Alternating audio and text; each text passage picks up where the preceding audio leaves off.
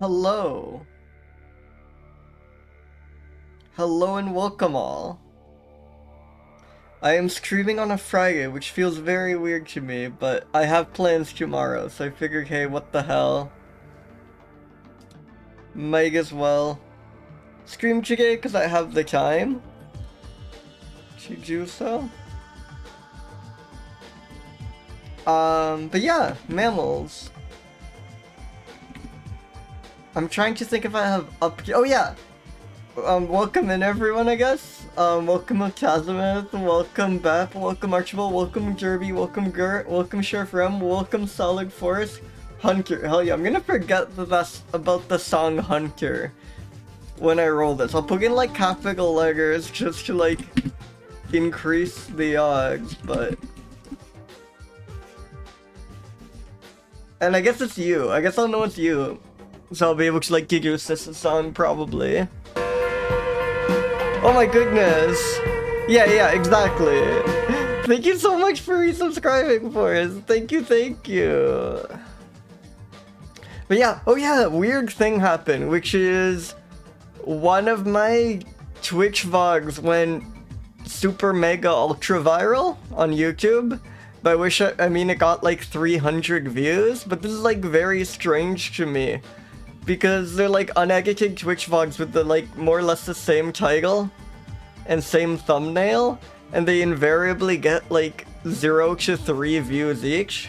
But I guess like the number 55, it wasn't even like, there was no guest that stream, the adjectives were pretty normal, there was nothing like crazy I don't think. But the algorithm's like more or less random, I suppose. But that was neat, but also a little scary. The idea of like, I really enjoy that Twitch has barely any algorithmic growth. I love that about Twitch, because something very scary about just like the idea of a swarm of random people appearing in here who like don't know the vibe. But so far, every like random person who's just stumbled on this stream so far and has become a regular has been delightful, so maybe that'll keep happening. I don't know, a little scary, pretty cool. Kind of just mostly strange. Welcome A Square, welcome. Yeah, that's gotta be it. That's a huge search. I do put the like species name in the description. That's the like one little bit of work I put into the vlogs. They're mostly just like copy and pasting titles and descriptions. Like, you put the species name just because it always pisses me off when I search an obscure mammal on YouTube and there's literally nothing, or there's just like AI generated garbage. And I mean, these streams are pretty close to being nothing, but at least if someone really wanted to see some West African... Hell yeah, some like West African groove-toothed rat content. They have something, right? Like better than absolutely nothing.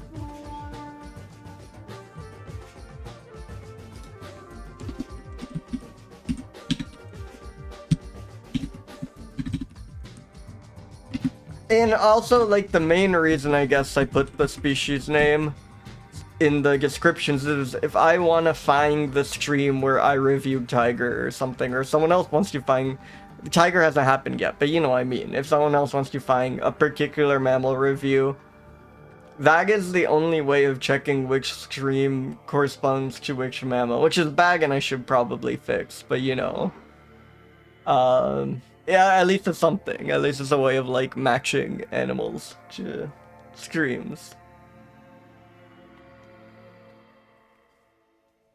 But yeah, tomorrow's gonna be a very big fun day that I'll probably talk about on stream. Monday.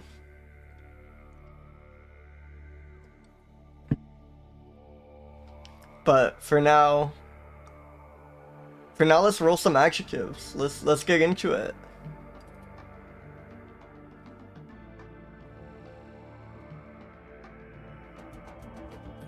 Unripe, hell yeah. Oh, incredible start.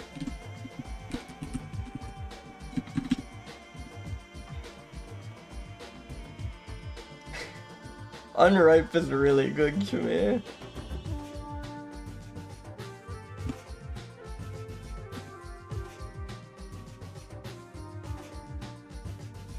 Okay, adjective 2.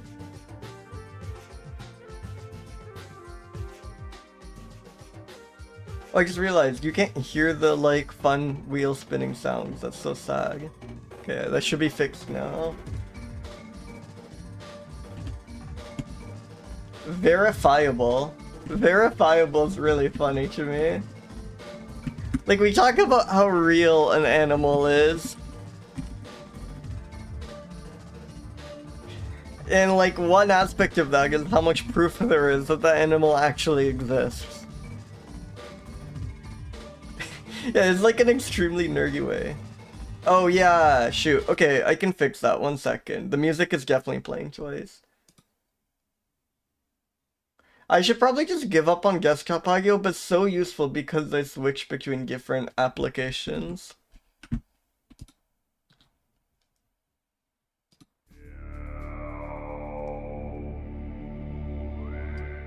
That's probably very loud. There, that should be fixed. Yeah, try to change how things were set up. Actually, wait 1 second. Let me just fix one other thing.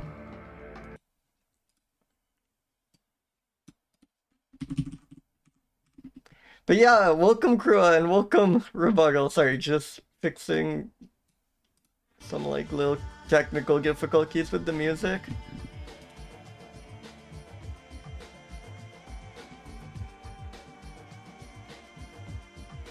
Like, I don't know, maybe there's a way? Right now what I do is I use desktop audio capture for 2 reasons. One is application audio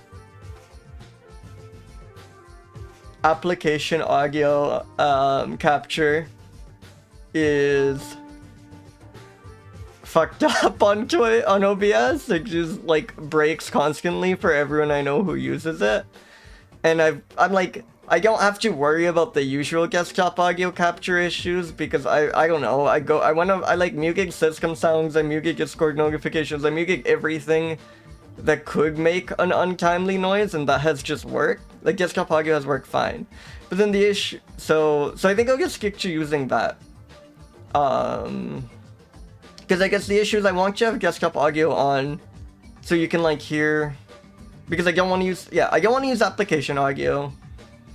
And I want you to be able to hear the wheel spinning and stuff, which kind of forces desktop audio. But then it's fine, because I can just have the BGM playing in a YouTube video, and it works. Because I could also, it'd be easier to do the BGM, have the BGM going if I didn't monitor it.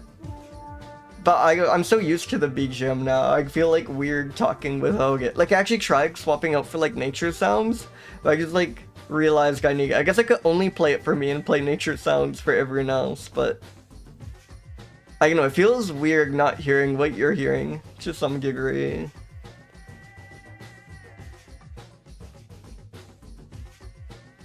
But yeah, I think there's no way.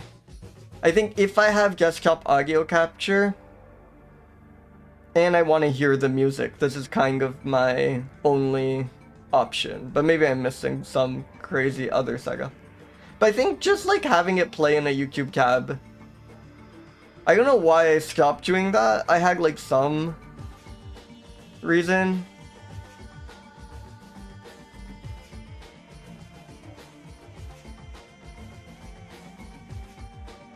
But I've like never had an unwanted sound pop up, I don't think. Like, I feel like I don't know, I like,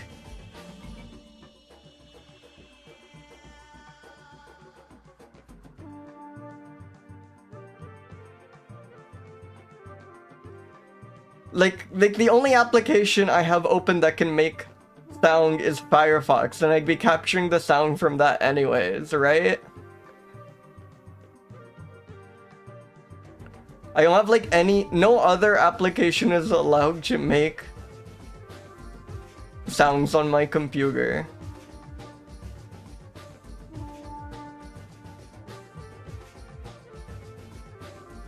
I've had like unwanted sounds, but they've come from like watching a YouTube video and it's way too loud or something on stream, but I want audio for that anyways. Yeah, I don't know, people who have like system sounds and Discord pings and stuff going off all the time are crazy to me. People who just have like 30 apps running that all make their own noises. Why would you let your computer do this to you?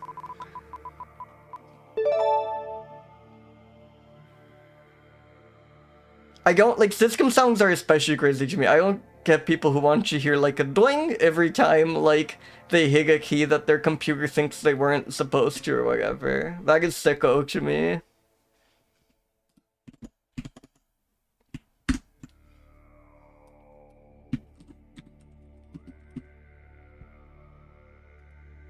I guess the USB disconnect sounds are quite funny. If you have like Windows system sounds on for like comedy purposes, I respect that.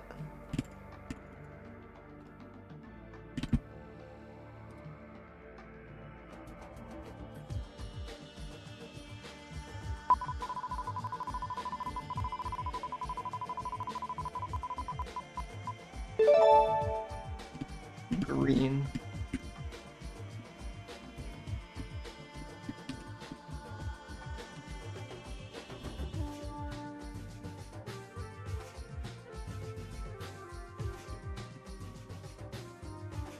I think these are good. I don't know what you do with green, because mammals aren't green. You know? But green is luckily has many meanings, right? Like you can be green with envy, you can be green because you're like the, you know, fresh off the boat, the like new, you know, you're like new to this. You haven't been here before. I have seen Chapel Green. I'm not sure if I know Chapel Green. I have seen Chapel Green on your stream, and maybe that's like sufficient to know all there is. Hey, welcome Pelicans, welcome, welcome. It is a giant banana. Yeah, holy shit, unripe green and green is an insane combo. Wait, what the hell? This is the unripe color.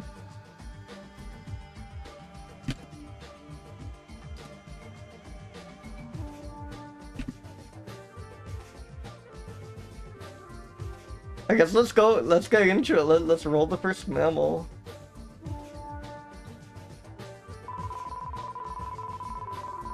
True content? Hell yeah. 1 second. Oh yeah, this is just like some bat. We can take a quick shrew break. Yes. Yes. Is that an elephant shrew? The like really twitchy nose. Well, I don't know, because elephant shrews can be like not in these colors, but the really twitchy nose makes me. Yeah, elephant shrew. It's nice seeing one in. It's like differently shaped. It's like chubbier than most of the elephant shrews. I know. This is so generating. This is so alien. God, elephant shrews are so awesome. Look at how like fast the thing moves. Again, these are so bug to me. Like they have the proboscis going on. It's awesome. Hell yeah. Okay, the leucostigma bat. Let's go. It's a free-tailed bag? Yeah. Mops is free-tailed bags. I'm glad I called that last second. I'm learning these. Oh, they don't even like a link to iNaturalist. That's quite dire. Oh, but we have like a bunch of photos actually. Like 10 whole observations. Oh, look at that handsome creature. Yes! I love this one. I love how happy everyone is to see this bat. Look at the just delight in the crowd. This is wonderful. This one's really funny. God, it's so cute. Look at that. Look at that smile. Yeah. Well, I know this could be an expression of elation. Right? It's whatever it's feeling, it's quite intense. Actually, no, it mostly just looks confused. It mostly just looks uncertain about what is happening to it, which is extremely fair. This is like very outside the ordinary range of bat experiences, I imagine. Yeah.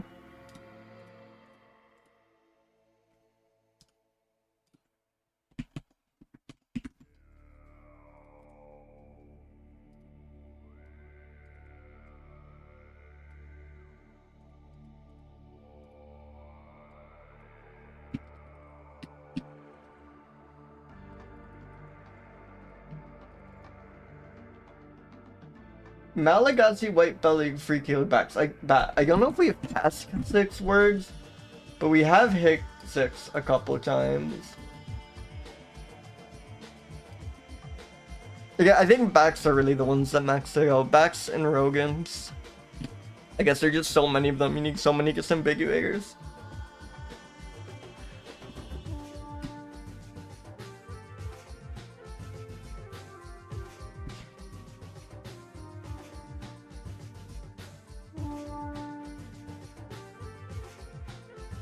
You can buy hawks. They seem to primarily roost in buildings.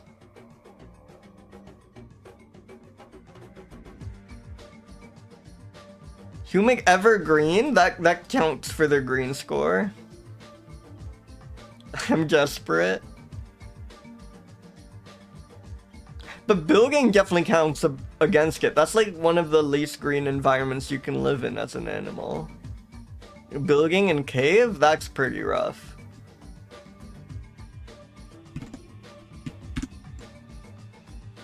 Unripe. Unripe is weird because it's not underripe or overripe. It's either of those. But this one doesn't look underripe or this one looks quite ripe to me, so I'm gonna say it's not unripe. God, the like double negation is gonna throw me for a loop so many times. I'm gonna rank so many of them the opposite of what I can too. I can already see it coming. Verifiable? How like easy is it to tell? Hey, welcome Navjack. Also welcome Xavier. How easy is it to kill this from other backs? Hard to say. But there are 10 observations. And they're like pretty... If these were like blurry cell phone photos, I'd say, oh, only 10 observations. That's not a ton of evidence. But these are like extremely well lit. This is like pretty good documentation compared to the average mammal, I think. It's not like a ton, but the quality here is extremely high. And these are just the research grade ones. So these are all like at least confirmed by independently reviewed at least.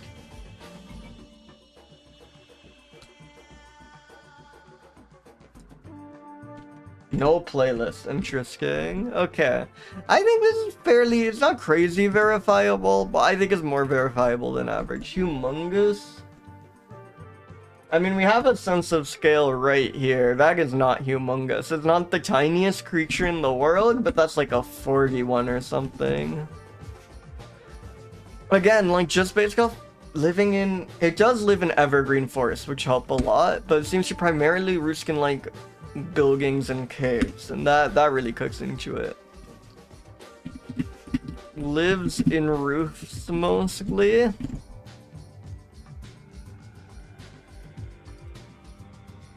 Was there anything else? Eaten by bat hawks? I guess that's why they're called that. That's good. I'm happy with that. We can move on from the Malagasy white-bellied free-tailed bat.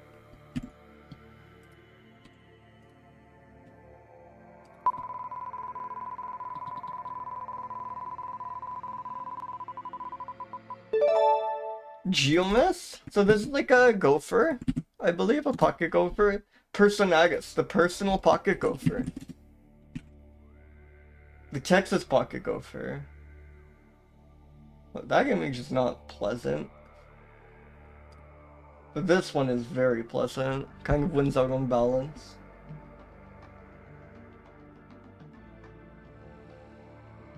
It does eat its own shit. Hey, welcome Ash Great Tree. Yes, it's very mysterious. I do not know why the wheel does this, but has been.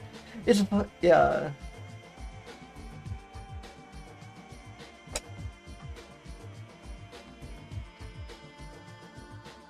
Medium article? Oh boy.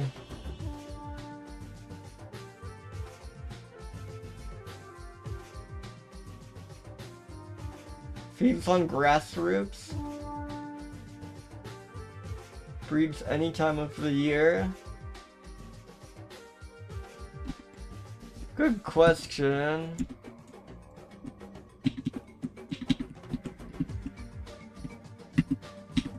Oh, thanks for letting me know. What's the species name? Rock squirrel, variegatus. Does not appear I have. And yeah, you can, if you ever want to check a particular mammal, this website is searchable. Not yet. Is that a familiar creature to you?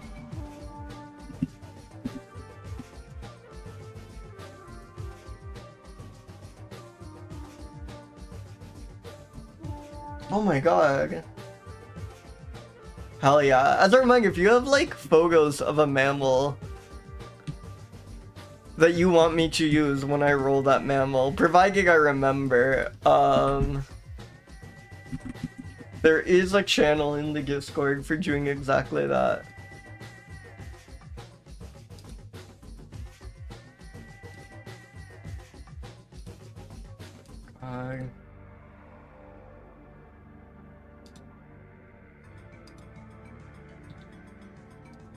Quite an awesome creature.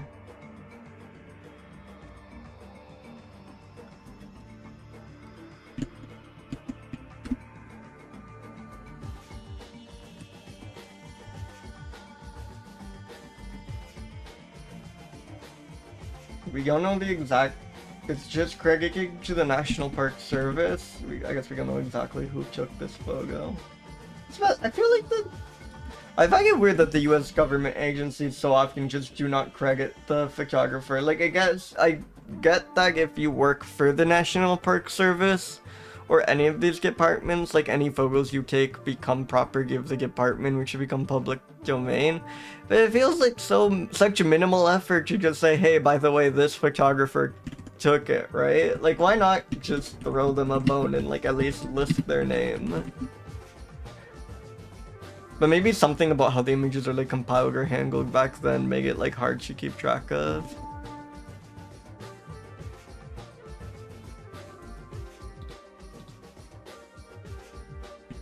I really like this action shot. Ejecting soil.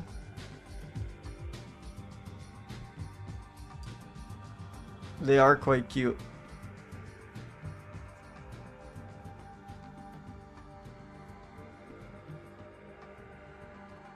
Okay, let's read about them.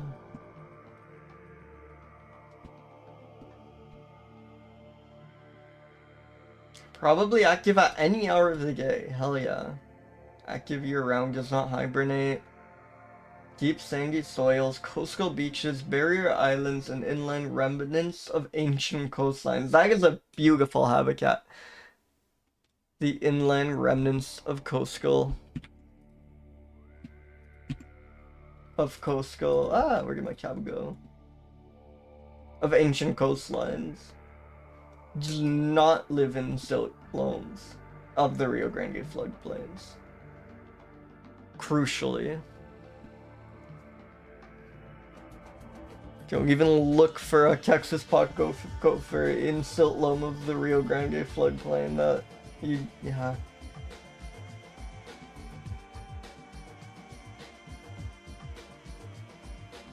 Considerable variation in body size, but they're 14 to 28 centimeters. That's not nothing. It's still pretty small, but higher than the bat on the humongous scale for sure. Like nearly a foot at the peak. But I feel like peak gets extra weighting for like humongousness.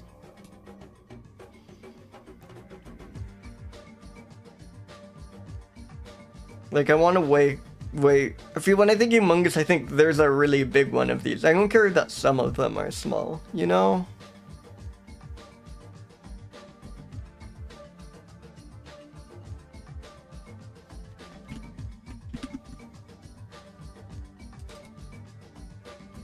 Unripe? They have like I mean, you're talking about living in ancient coastlines, and they have a pretty ancient appearance about them. I think these might be overripe, you know? Also, it kind of has the look of an overripe banana, like the splotchy brown parts. Verifiable. There's a log of observations compared to the average mammal. That was the 100th ever species we rolled. Whenever you see a border and a species number, that's what that means. This seems quite well documented. I think being underground cuts into your verifiable score. It makes you a little more fake, a little harder to check that you're real, but otherwise, these do seem like pretty well documented. And yeah, this is starting to get kind of humongous. It's like up to a foot long. That's not nothing. Green? I think just living in the dirt cooks into green. I guess its diet is very green. That might count for a little bit, but I don't think living in the dirt is very green.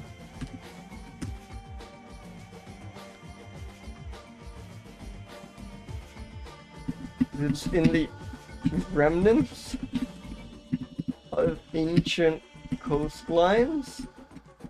Never in the silty loam. The Rio Grande floodplains.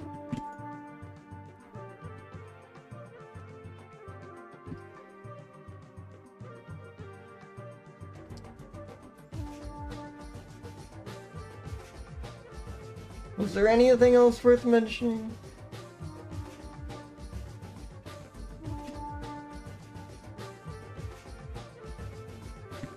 It has fur-lined cheek pouches, that's pretty good.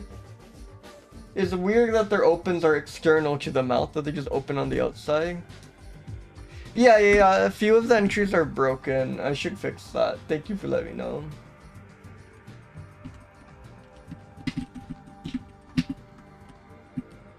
It usually just comes from the fact that the name the wheel used or I use doesn't match the name Jeebif used. Like, the species name has been changed. No, this guy's quite overripe. This guy's been, like, on the shelf for a few weeks. Welcome, MX Buffles. Welcome, welcome.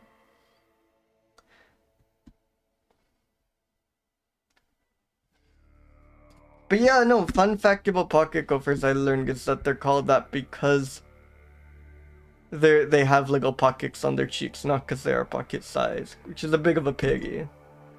But some of them are, like, these ones at minimum are 14 centimeters. 14 centimeters, if you have the right kind of pants, you could kind of slide that into your back pocket, you know?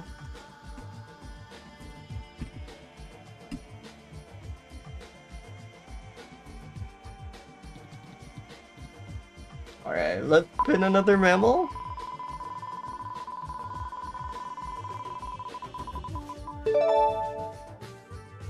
Sigmodon? Fulviventer. We've had these before. There's some sort of weird rodent looking thing, I think. Yeah. Oh, this one's good. This one's really good. Look at that. I love when a rodent is just sort of tube-shaped. Like, its head just kind of blends into its torso. This is really good, I think.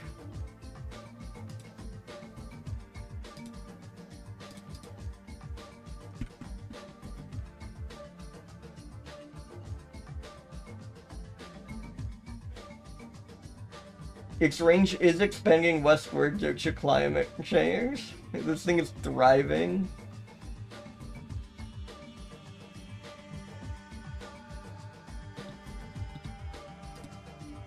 Yes! God, awesome creature. I love a spiny rat. Really good. Look at that! Look at that! I love how, like, stubby the little hands are, you know? Can be fairly round, yeah. It is crazy that this is the same species of this. I wonder if this is like it storing food for the winter or something. God, it's so good. It's so good.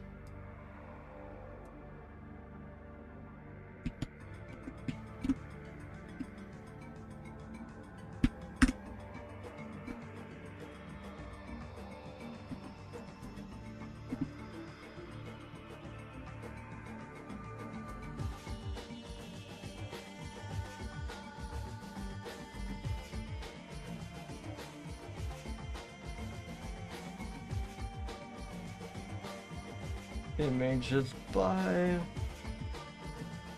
Elizabeth Pina.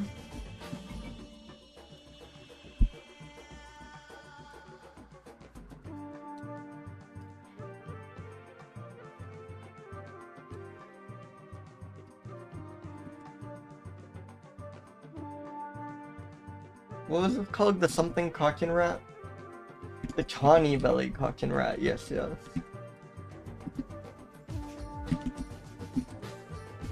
Wonderful name. I like tawny belly cockin rat a lot. It's a model organism to test like vaccinations and stuff. Why is that though? Oh, it's like affected by many of the same infections humans are susceptible to. Unfortunate, but kind of interesting.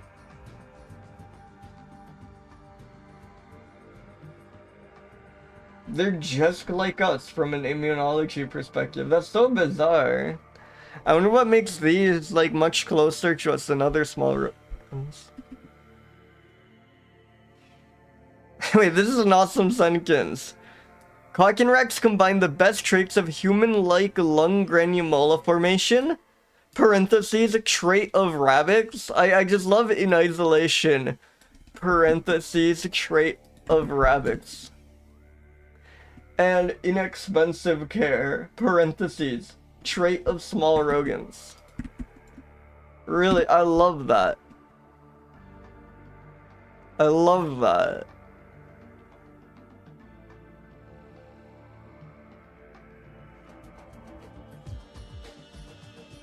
It uses its whiskers for balance while swimming.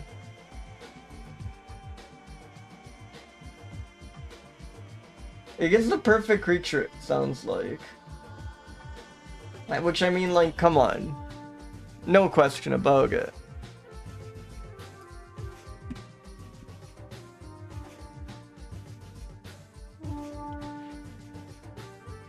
Oh, Przewalskium, that's quite fun. Strictly terrestrial.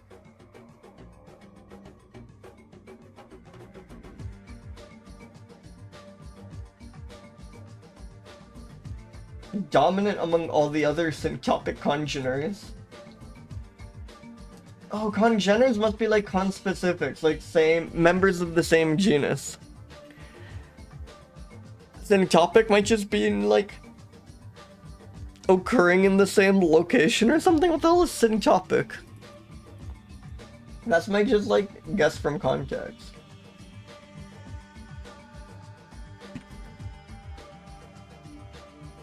Like, coexisting without interference. Okay.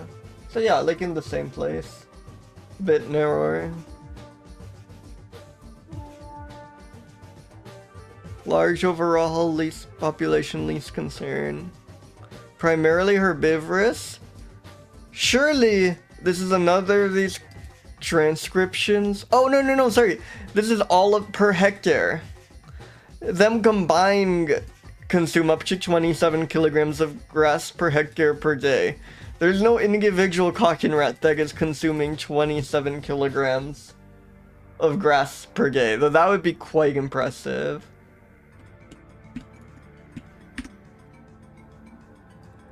Now this thing is perfectly ripe. It is thriving. I think it's quite verifiable. If it's like a model organism, you know, it's definitely real. We've like studied the hell out of this. Humongous? I mean, it's like substantial, similar to the last guy, I guess. I think around here is good. I mean, you can check the actual size. Yeah, 13 to 20 centimeters, so it gets like a bit smaller. And it spends all day eating grass, you know? I think this thing is very green. It's strictly terrestrial. It lives in grasslands. I think this is quite green. I know why I went with like habitat for greenness. I guess there's just not many other mentions of green in the articles. The perfect organism. And we elaborate by which we mean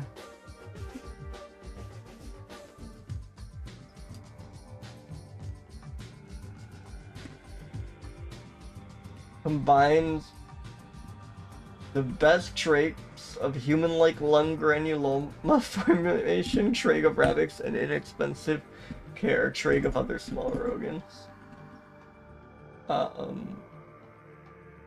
Expanding westward, that was important. Huge. And uses whiskers for balance. Go evening, Greedra! Welcome, welcome!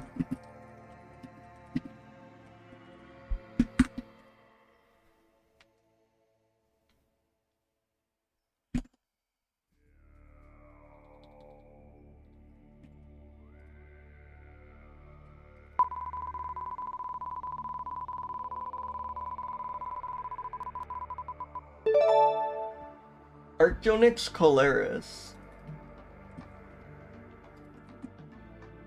Holy what is that? Oh, wonderful emo. I haven't seen them. Oh, no, I think I have seen that, Marguerite.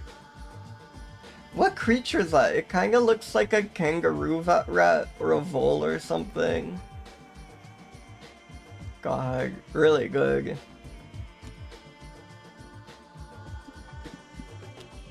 AnArctonyx collaris. Holy shit! The great hog badger? The great hog badger? Holy shit! Excuse me? I saw like Nyx and just thought this was gonna be another obscure bat. No, this is the great hog badger. This is the snowgig badger. This is what if badger was pig. I did not know they could do that either. This is insane. Holy shit. This is... I mean, yeah. I mean, hell yeah. This is like one of the best creatures I've seen.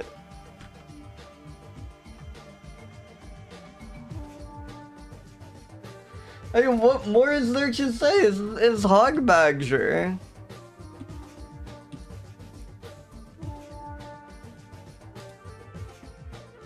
It's hog badger. There's gotta be footage of Gregor hog badger. Yeah, this stream keeps making me think about this.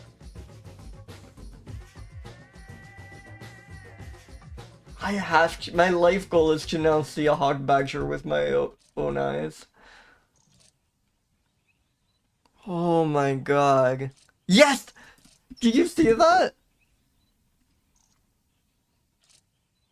God.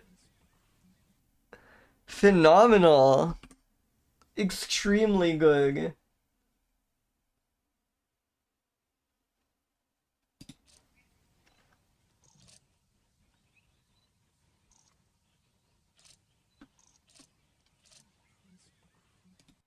Gregor hog badger.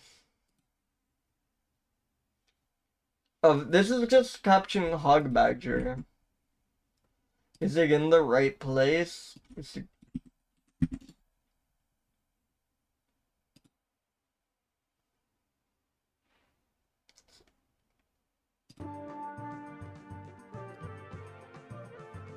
So it's up there in Assam. Yeah. That might be the right species. Holy shit. There are 3 hog badgers out there. Active by game, not very wary of humans. You can just go up to one, that is wonderful. Omnivorous. Clouded leopards, these guys love to eat hog badgers. 28% of their diet. Hell yeah, fruits, roots, and tubers.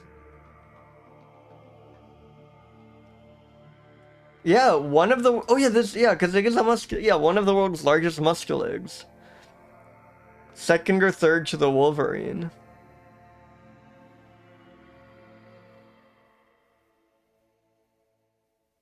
Yeah, it generally resembles the European badger, but having a pronounced pig-like snout. This is insane. This is like one of those goofy, like, this is like what if you crossed a pig with a badger? But it's just a real creature. It just exists.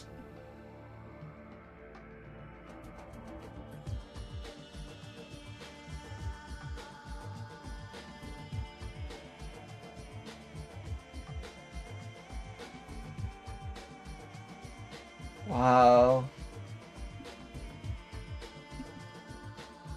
Common through its range.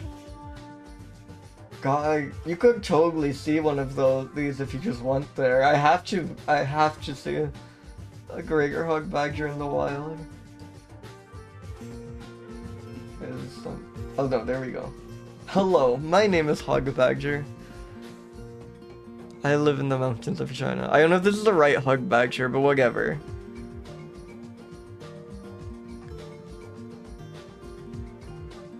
So let me kill the BGM 1 second.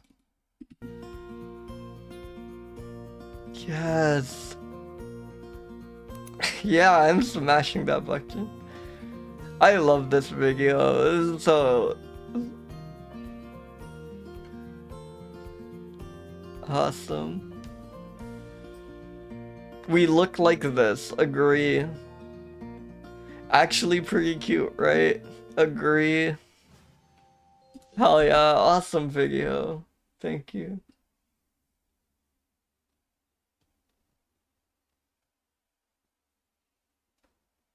Wait, is this the right species? This is collaris, yeah.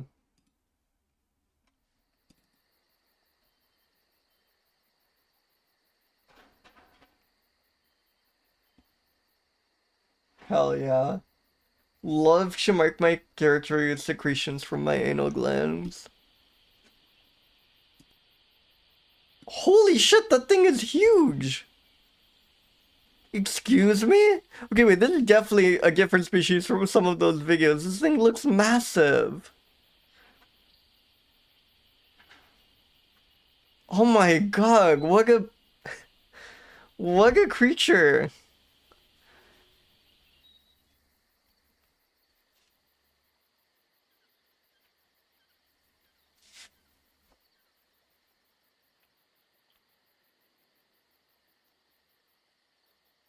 God.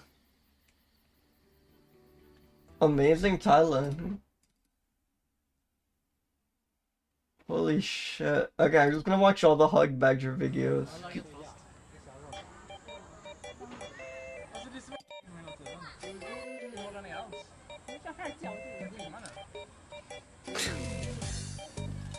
Poor guy. God, they're so chubby.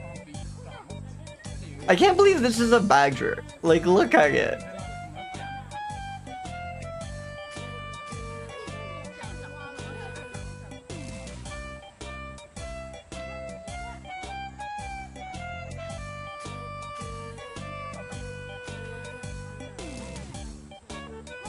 Incredible.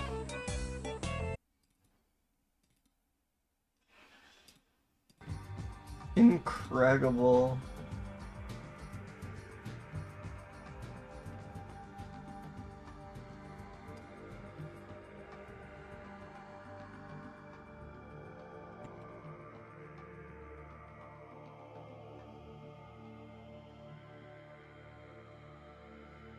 Yes, they use their hog-like nose to root through the forest floor. Let's fucking go.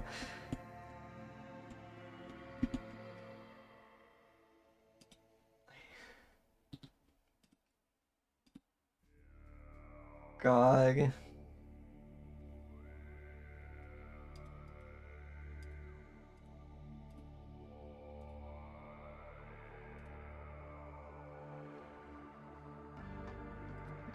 God.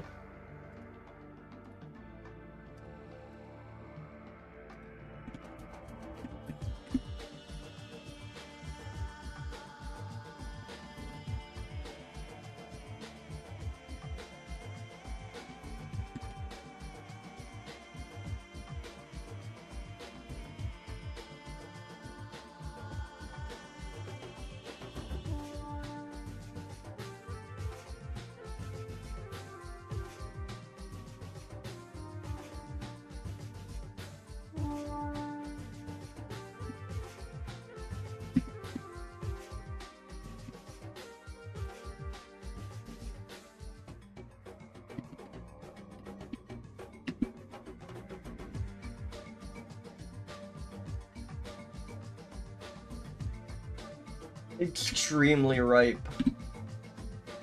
This thing is perfect, you know? Late 8, unripe.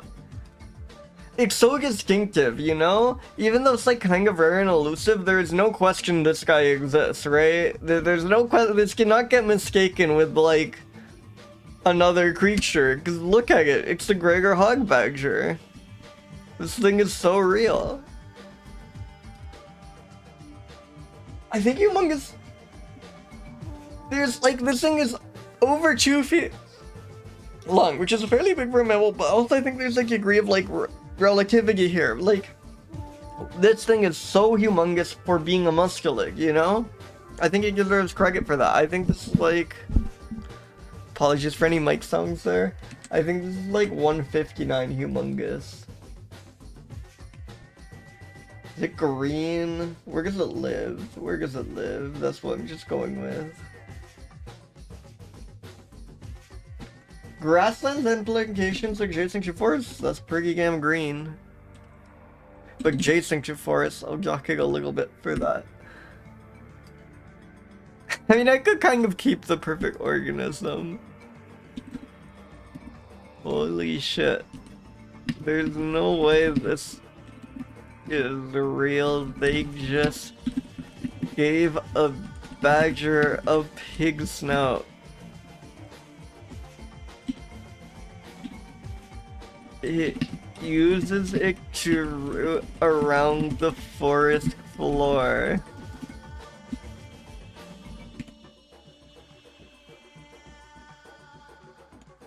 Second or third largest musculid. Yeah, this is just too good. Staple of the clouding leopard's diet. Hell yeah. Oh, that is wonderful. That is an extremely good creature. Yeah, exactly, Greedra. It's not a pig mouse. The piggy badger is like pretty close to being a pig mouse, I feel.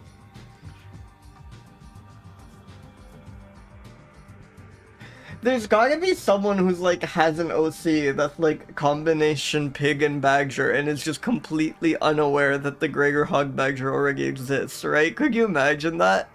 Could you imagine coming up with your awesome character that's half pig, half badger? Like, this is just like this is something someone would invent. There has to be at least one person in the world who already has the Gregor hog badger as an OC without knowing it's real, right? And then could you imagine learning about it? Could you imagine that's the real experience? Incredible. Yeah, it's very much a OC. God, does anyone have the hog badger?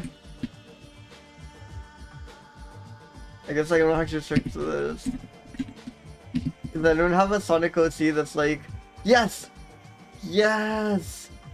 Let's go! Pop the hog badger. There is at least one hog badger Sonic OC out there. That is wonderful. I'm really happy about that. You gotta make a Sonic OC.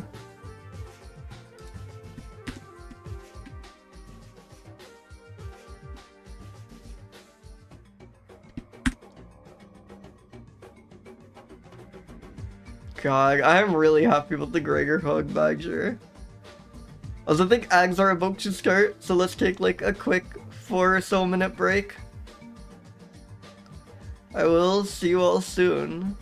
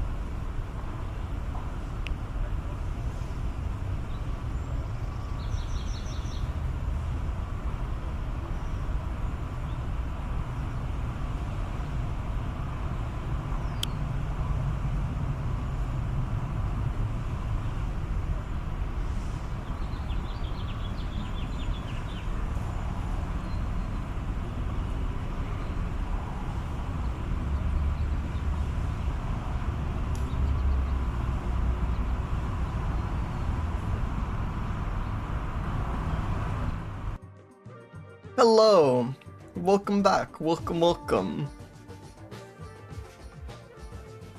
And welcome on Twitch. Please, before we roll another mammal, check out the Gregor Hog Badger, one of the best creatures I have seen. There's a lot of like really good badger adjacent things, like the skink badger, which is actually closer related to the skunk. Actually, before we move on, where does this... We know it's a musculate, but where exactly does this live taxonomically?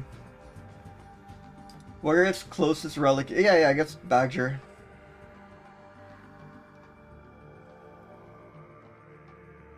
Yeah, it's like closest non-hog badger relatives are like the European badger and friends.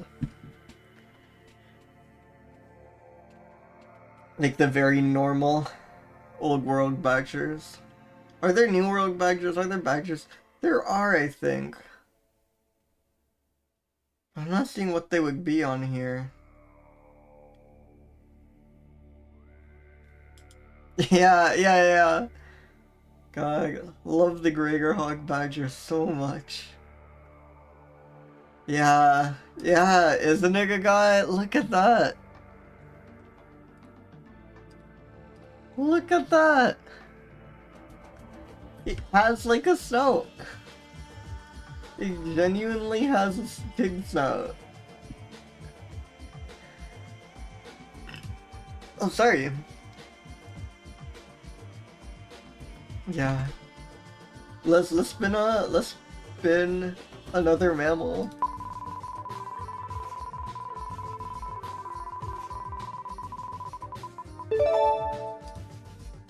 Chironax, melanocephalus,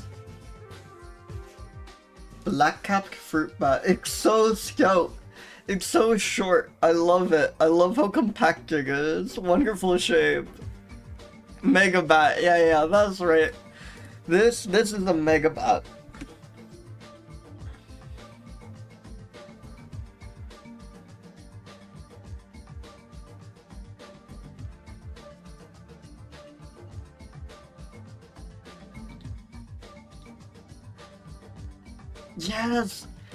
Yes! God, these are awesome.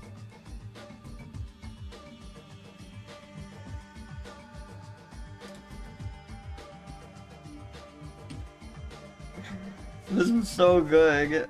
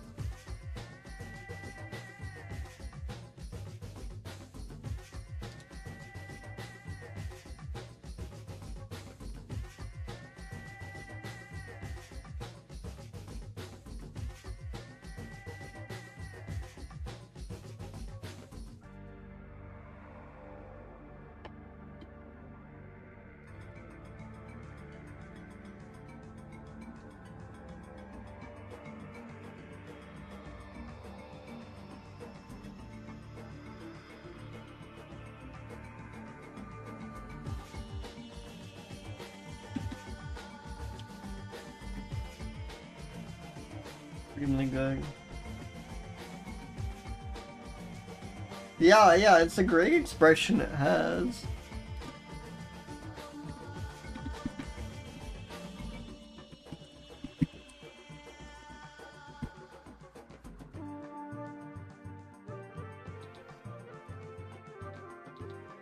Yeah, partial low gauge. I hope that doesn't actually cause issues. It's kind of funny how often this happens. Cave entrances are rock shelters and tree cavities. Hell yeah.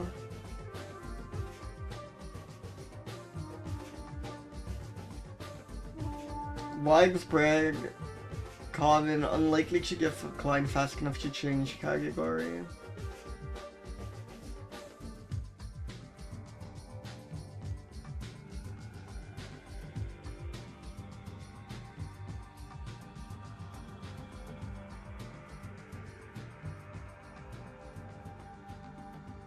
Zygomagic rug is only slightly above upper alveolar line, for sure.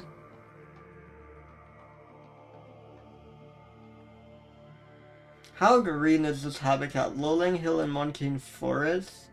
But then within those caves and rock shelters, in large colonies which are decidedly not green, tree ferns and smaller groups which are kind of green.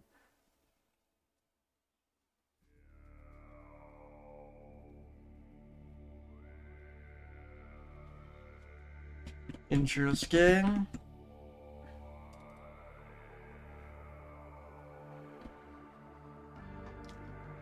I think if your fruit is becoming black cap, that's a sign your like banana's overripe. So I think these are a little overripe.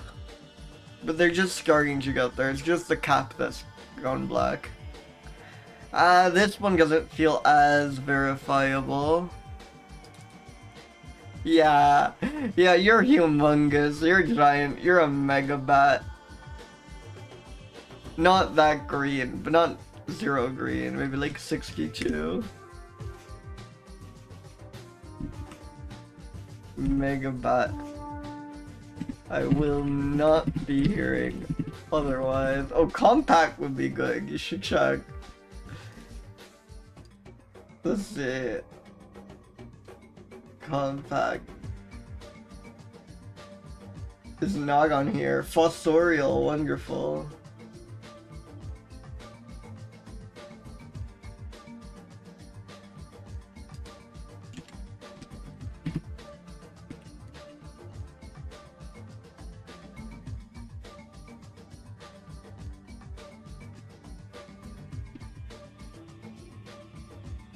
Hey, welcome Valerie, welcome. I hope you're doing well.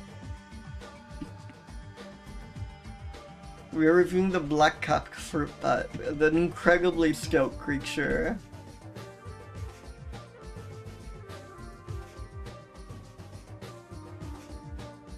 We also, wait, sorry, I have to show everyone who comes in. We also, just before this, the previous roll was the Gregor Hog Badger. Please check out the Gregor Hog Badger. Oh, this is like, whenever I make something that like comes up, yes, the Gregor Hog Badger. It is just, it's giant and it's a badger and it has a nose like a pig. Like it has a pig snout almost exactly.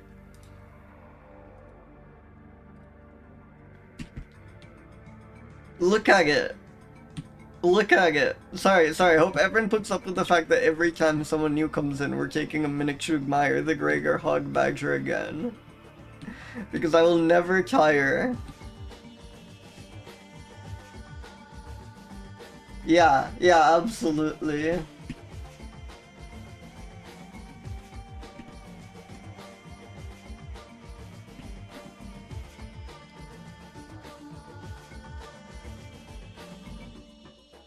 Is there anything else interesting about this Sundaic black-capped fruit bat?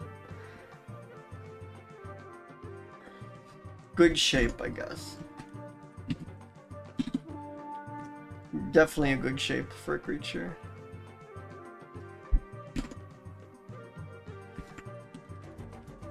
Oh wait, or have we already had compact? Maybe that's what you're asking. Yeah, I think we had. No? I'm not seeing it. Oh no, I don't think we drew. That feels weirdly familiar though.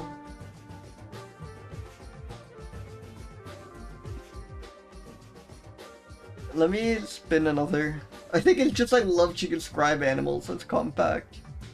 Yeah, it's a megabat. Isn't that wonderful?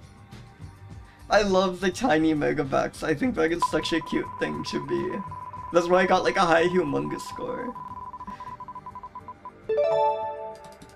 Callicebus? Olallae. Olallae is fun to say, is my initial impression.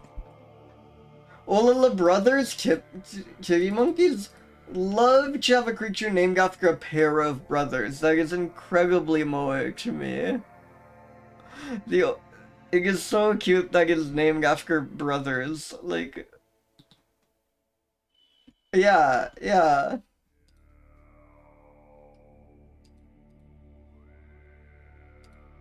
Oh, wait, you have an image? Yes!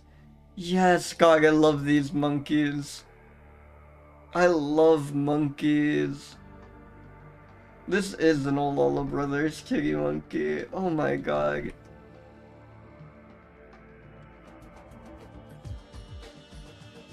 Yeah. God, look at that, like, cinnamon colored fuzz on it. Doesn't this look so tasty?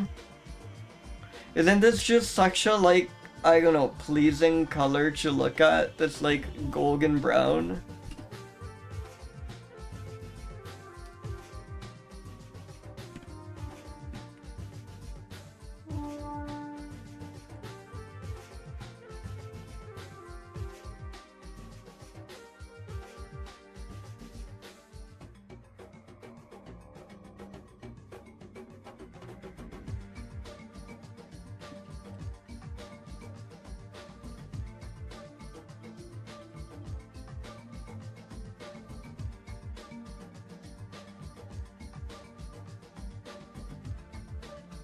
J.G. Rogers.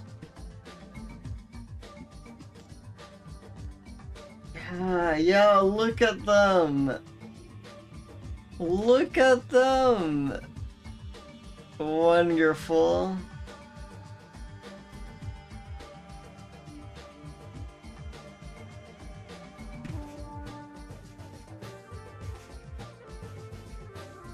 So unfortunately, critically endangered. 110 to 150 individuals in the wild. Jesus. Look at that range. God, the Amazonian monkeys that are just like this are so crazy to me, you know? They're on this pixel.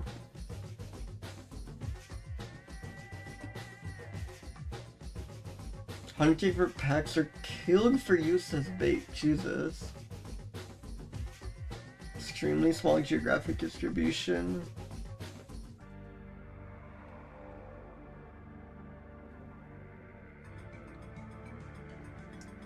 Probably eats mostly fruits and the occasional bug.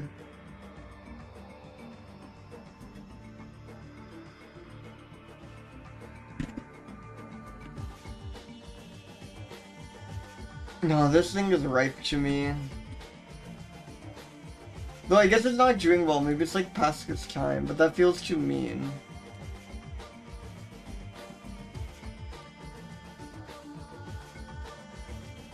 It is very good when an animal eats flowers. No, I absolutely agree. There's just something very cute about the image.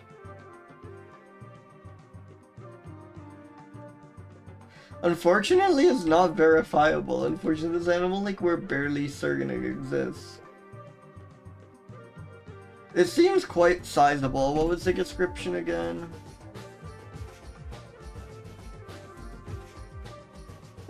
A foot long, like comparable to some of the rodentish creatures we've had, like the pocket gopher. Okay, maybe it's not actually all, like, it's a pretty damn small monkey.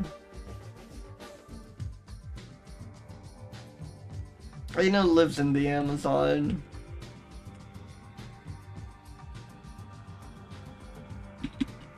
Olallae Brothers. Piggy monkey. Is there... I feel that in combination with the image is kind of all you need, you know? I feel good about this. I feel really good about this one. I think I leave it there.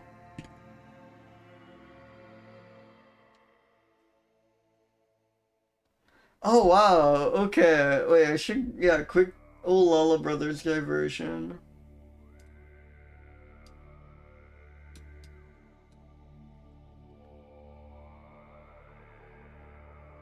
That's fine, if you Google Olallae Brothers, you just get the monkey.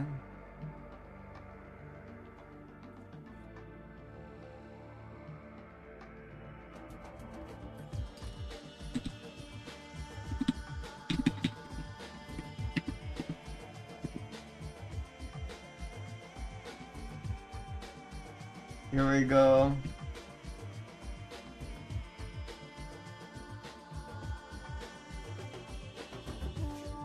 Oh yeah. Carlos Olalla and his 4 sons. They gave male Frank some monkeys. Like, yeah, shipped some 3,500 carefully. Incredible, insane. God, like, biology back then was kind of, like, zoology back then was kind of crazy. Also, the Olallas apparently falsifying a ton of information about their specimens. They're also just, like, kind of fucked up and evil. I guess shockingly, for a 1920s explorer type, they weren't great people.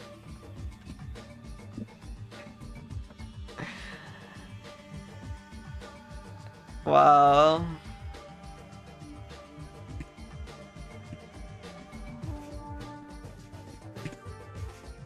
The Olalla brothers.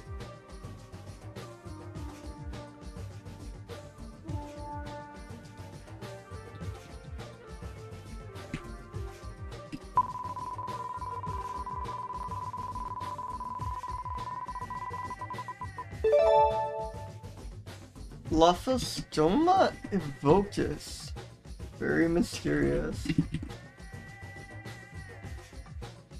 Yes! Look at those ears! Love when a bat's like ears are bigger than its face. This is a bunny.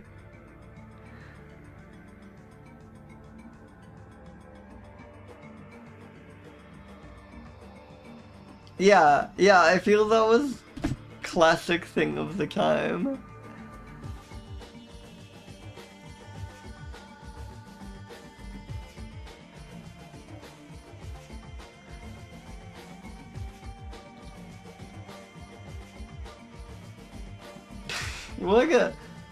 What a goofy creature.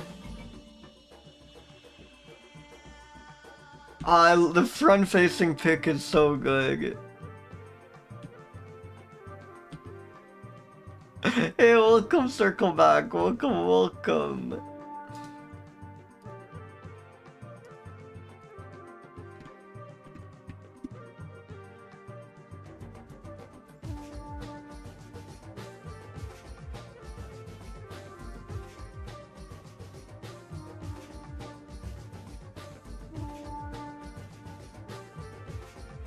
This image was by Rafael Munoz.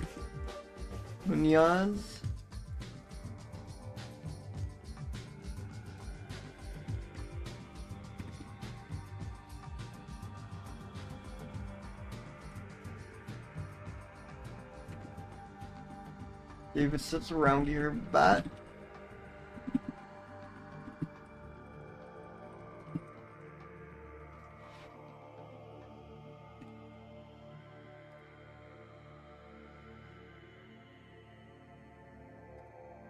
So it eats fruits and bugs.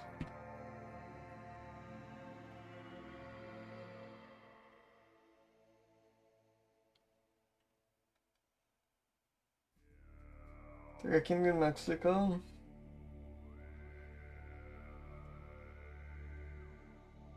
That's it. They're yeah. I guess it's vibes. GA is mostly vibes anyways.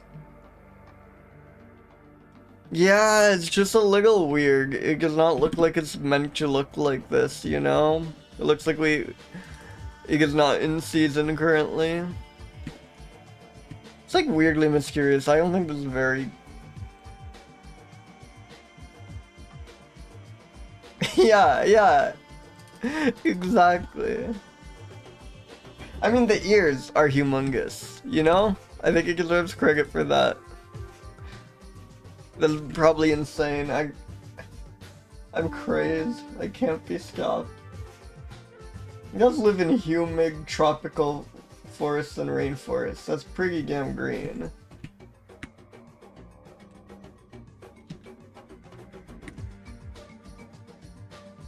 It lives in termite nests, which is like something I'm surprised everyone lives in termite nests. It's like shocking how often that comes for like completely different types of creatures. See. Must be kinda chill homes.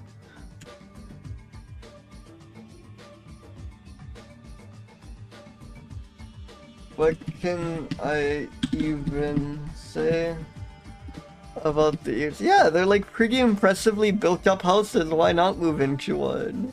It gets free real estate. What can I even say about the ears? Like, come on. There we go. Let's roll a mammal.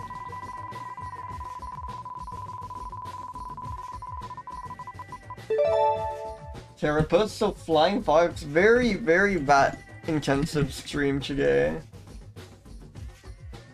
Admiralty flying fox. Always a good sign when the image is just threatening skull drawing, you know?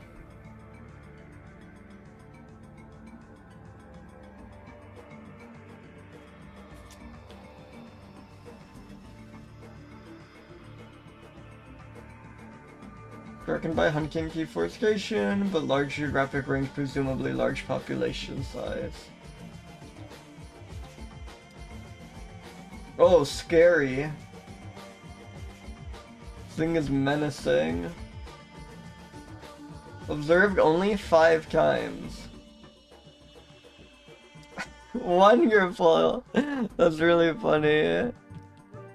Smaller than the small flying fox is pretty impressive.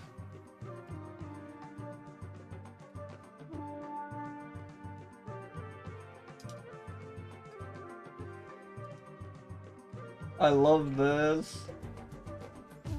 It's also clearly very happy to see us, you know? Incredible image.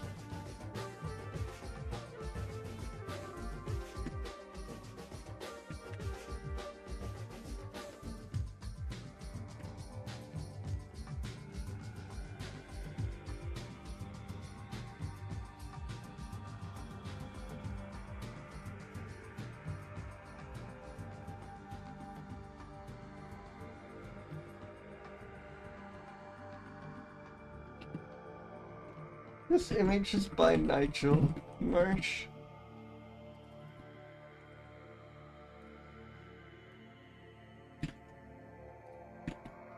Admiralty. Flying fox. And this is like bright yellow. I think this thing is very ripe. Well, again, it's like pretty under photograph, but we have one extremely good image of it. So that counts for something. Hey, welcome Hugo, welcome. Great to see you. Humongous. Again, flying foxes are really big, but this one's smaller than the small flying fox. So in like vibe-wise and relative-wise, they can't call it humongous. It also looks so tiny, like in its soul here. Like, you know, it looks so like meek in personality in this image. It's like almost actually green. This is about as close to being the color green as a mammal can get, you know? Like the yellowish just has a faintish, it's probably just like reflection from the leaves or something, but...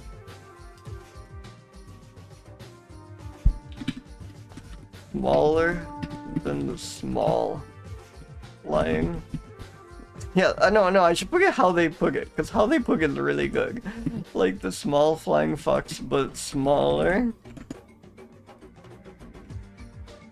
I think this is a great descriptor. It recycles its e-waste? That's wonderful. How so?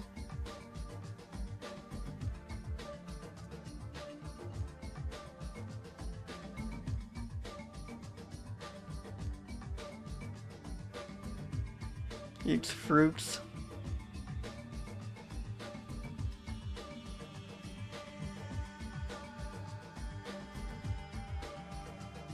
Oh no. Well no, it was, I thought they recycled their e-waste.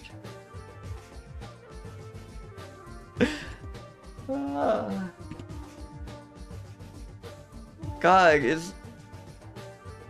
Oh, that's... So it's like learn to hide from birds of prey.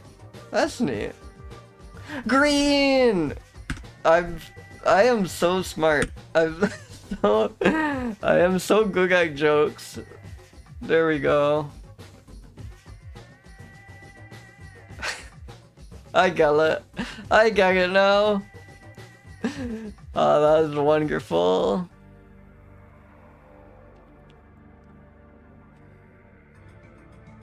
Awesome. Oh, girl.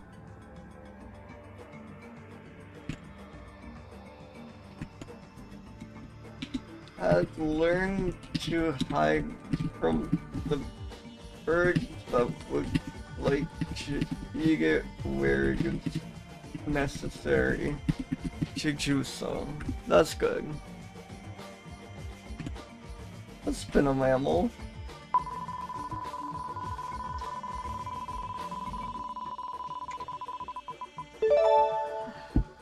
Dipodomys macropus.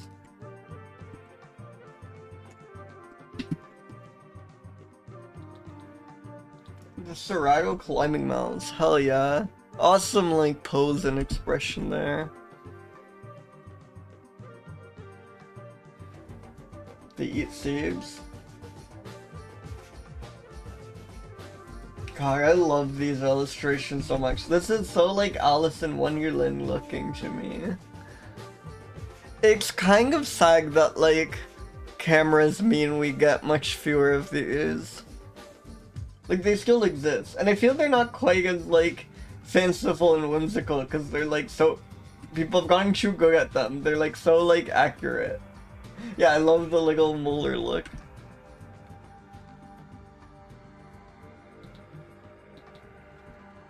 Rogan Star 1. Yes! Holy shit! Look at those eyes! This thing's like a lemur. Excuse me? Okay, no offense, but the illustrator of this picture has never seen one, or even like talked to someone who has seen one. This has to be based off like a fourth-hand account of this creature. Right? This is just like a rat. This thing is insane. Hey, welcome, Pomegranate. Welcome. It is such a goofball. Oh no, they trapped it. God, I can't get over just how, like, giant its eyes are. Phenomenal.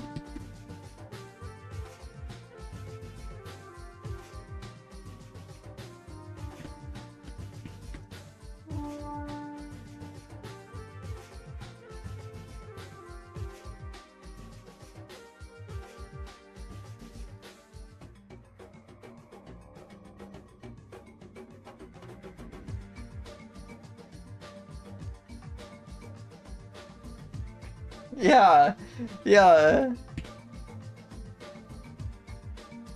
Anil though.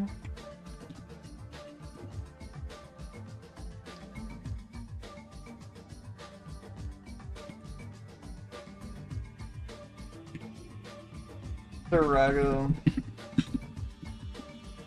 Climbing mouse.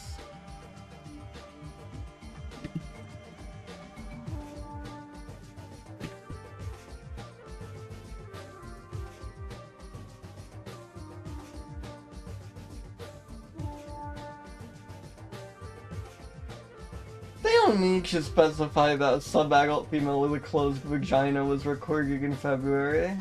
That feels a little crude. We don't need to know this.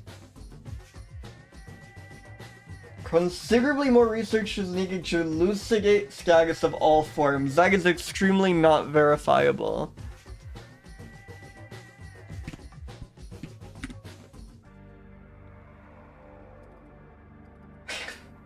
It does look kinda unripe. Like, this is a fruit that hasn't quite finished growing yet, you know? This thing is out of season. I love it. I love that it's unripe. I don't want it to be normal, but this is definitely not. This is definitely not what it's supposed to look like, you know? Extremely not verifiable. They go out of their way to talk about it. This thing is tiny. Look, I mean, yeah, just from vibes. Much more important than like its actual size. Gallery forest lining. So savanna, not that green, like compared to most wild creature habitats.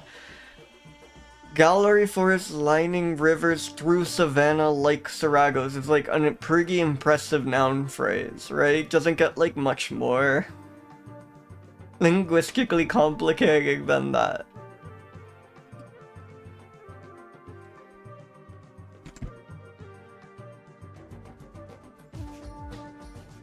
But that doesn't sound super green.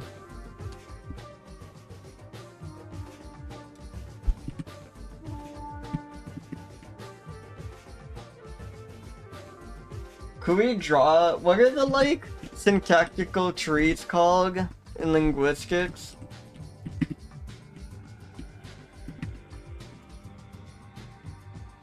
I feel like we should draw one. I feel this is like a linguistics 101 exercise, is to draw that for that sentence.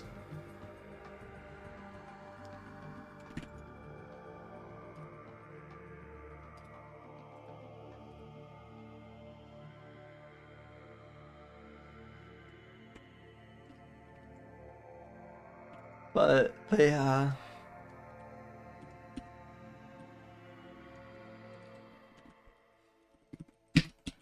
Insane eyes. Like, look at the little thing. Illustration on Wikipedia. Just straight up a different guy. There, I think that's good. I love the Sarago climbing mouse. It's so silly. It's so good. It's so weird. I love it.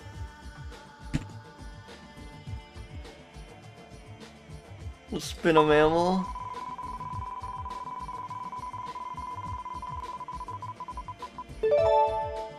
Legothrix?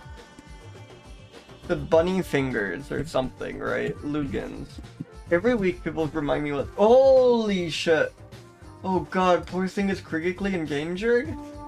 Look at the genius! Look at— this is the like I work out at the library meme image. Look at that brain! This is the smartest animal in the world. Tail? I'm excited for the tail.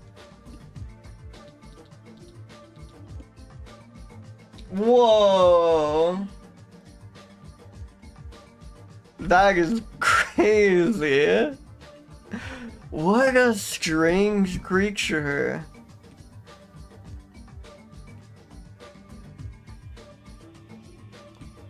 The like insane exaggerated brain is so funny to me too. Holy shit! Incredible.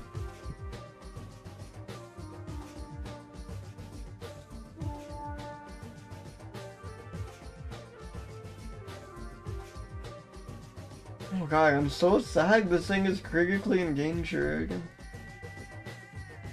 That's so fucked up. It's incredible.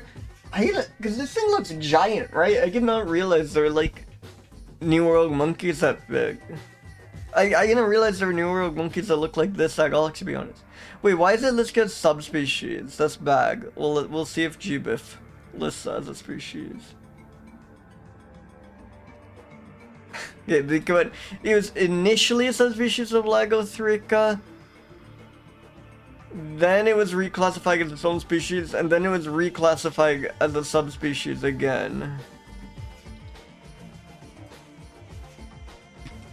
Yeah, and unfortunately GBIF lists as a synonym, so we can't review it, but we can— that's messed up. That's messed up. One day we will roll the real thing, the Legothrix, until then. Fuck. I should make sure it's on there.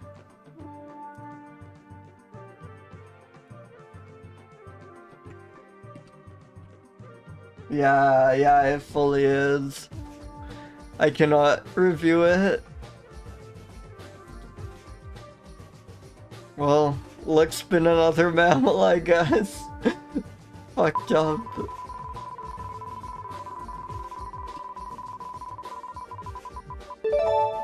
Oh, okay. Good compensation here. Good compensation. Huh.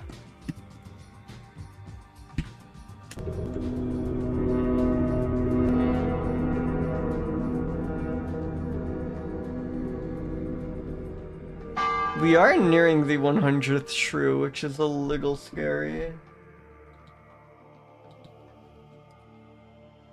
The Fuscus. Okay, what could be called polia, but Fuscus. That is such a fun word. What is Fuscus? Like Fuchsian? Is this thing gonna be bright purple?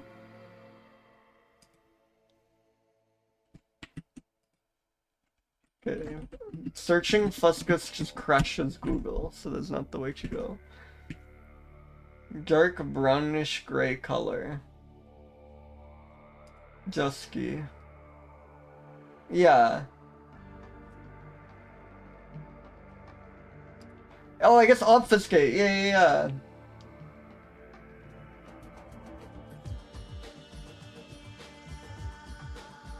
Lives in a mosaic of rainforest and savanna.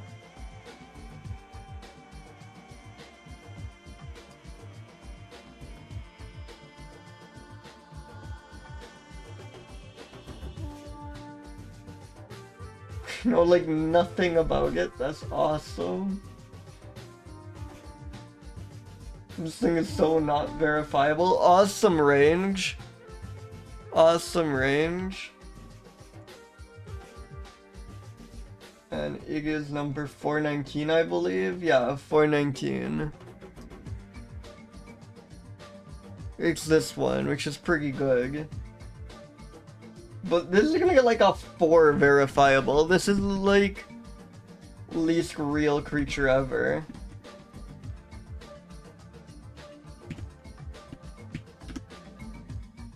They could have easily made this one up and no one would know, you know?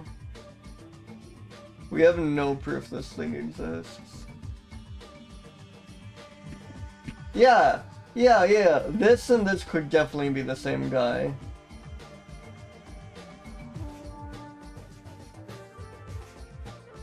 Or like 411 too, 411 and 419. Wow.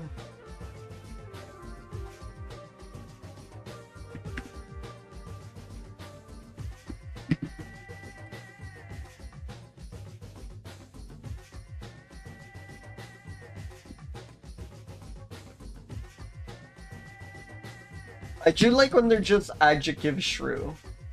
Especially when it's like a nice punchy adjective like Fuscus. I don't know. Miggling, I guess. Like, I'm gonna give it 11, because I want to reserve single digit ones for the ones where it's like they make it very clear we really don't know if it is actually its own species, you know? 9. Green? It's like mosaic of rainforest and savanna, so that's kind of miggling to me. Rainforest is very green, savanna is not very green.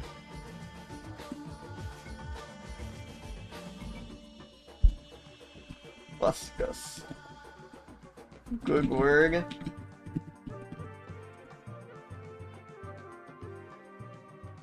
Known only from a single specimen. Perfect. Beautiful. The Fuscus shrew. It's not even that Fuscus.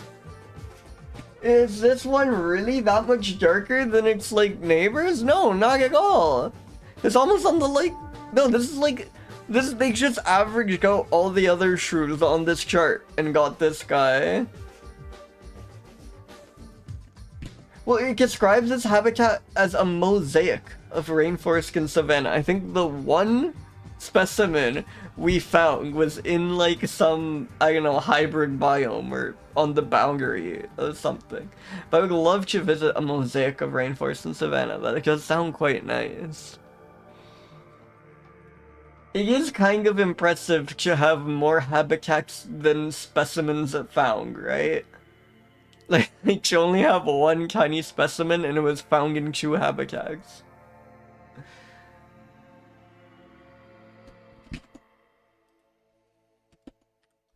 Actually, I can throw that in.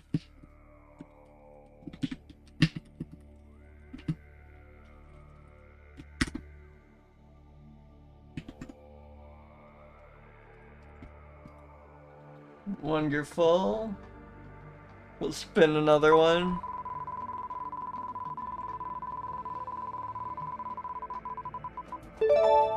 Holy shit! 2 in a row. From, I mean, in both white tooth, which isn't the most shocking thing the voracious shrew?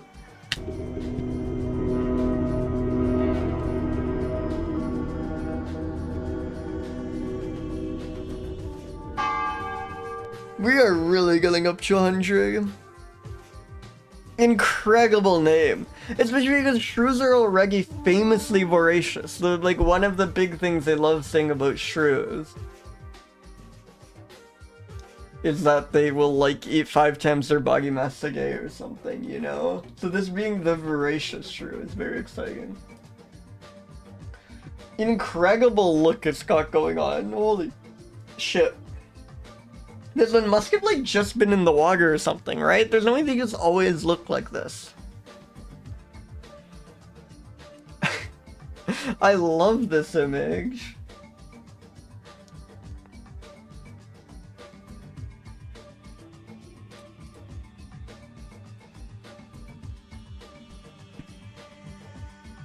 Considered terrestrial, no information, no information. Semi-evergreen forests. What? Presumably wide variety of habitats. yeah, no, it's not the little knowledge, nevertheless, 27 specimens have been recovered from owl pellets in Thailand. Poor guy, it's always brutal to have most of your existence documented from the time we found you in from the times we found you in owl shit. Like, their main thing, as far as we can tell, is being eaten by owls. yeah, exactly. Oh my god. Has been considered a subspecies of C. rusula and synonymous with Gulgenskaki, which is itself a synonym of Suaviolens or C. pulaga.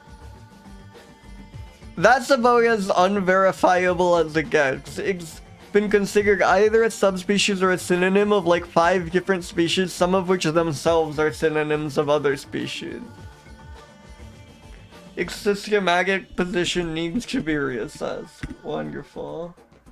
I almost forgot that this isn't the guy we're reviewing. God. Wonderful name, though. And thank God we have such a good image, given that it seems like quite obscure.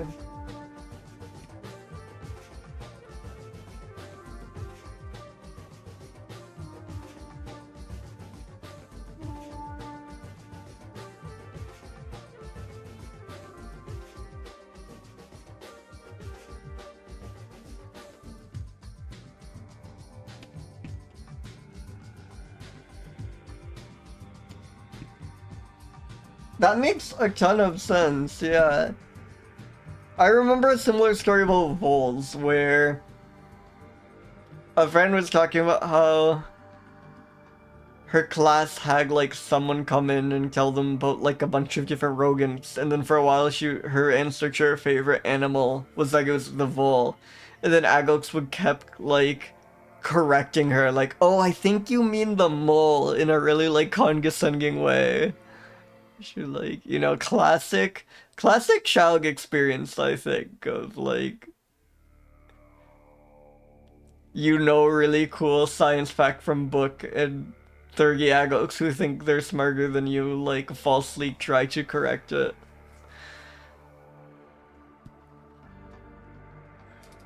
It is deeply, it is like a deep unjust, like, it's brutal. I'm sorry, I'm sorry, I'm sorry, look at it. This thing is like nearly maximally unripe. Verifiable like 7. Humongous like 12. No, not even. Like 8. Green. It's like it's lived everywhere, but we've only found in semi-evergreen forests. I think it's like reasonably green.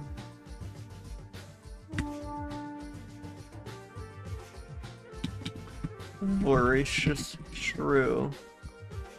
We mostly just find these in owl pellets. I know. Well, it sounds like it kind of doesn't, is the thing. It sounds like it mostly just gets eaten by owls.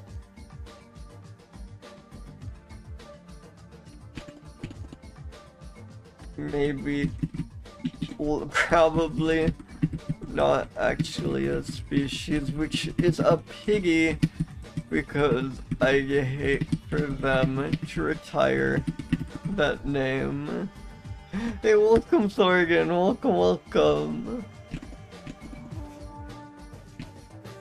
Let's spin another mammal.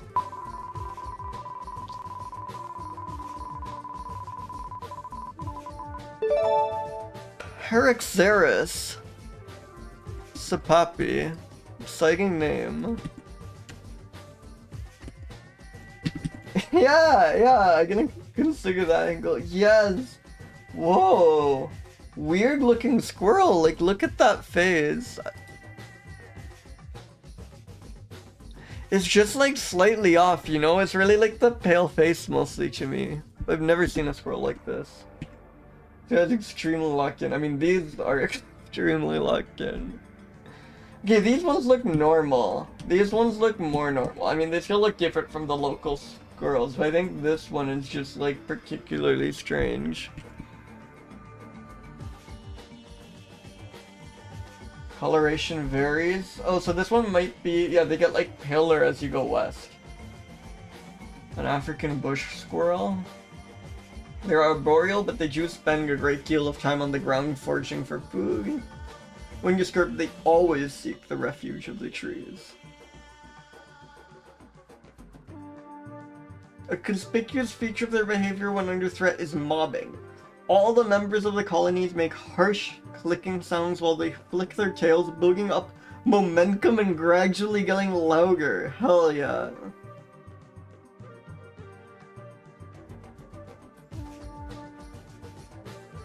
Incredible. They are always alert, and when alarmed, run away with great speed, making for the nearest tree where they lie motionless, flagging against a branch. Yeah, Paraxerus is extremely like legendary Pokemon name.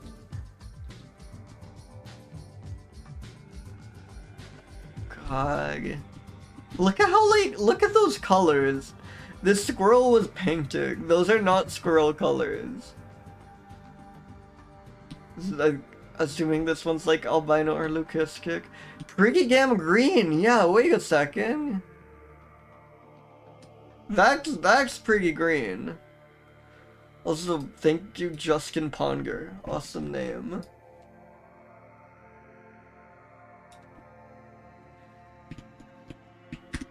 Pretty damn green.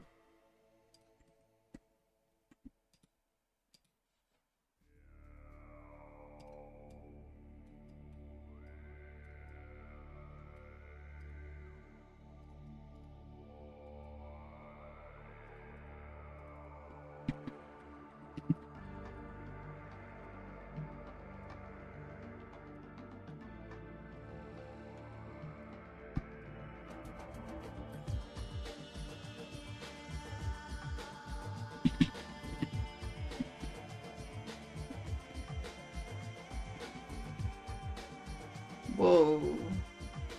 I don't know if they're really called Archaeologia Mactorologia Smith in English. Somehow I got this. Yeah, check it out. This image is also very good. Savannah woodlands.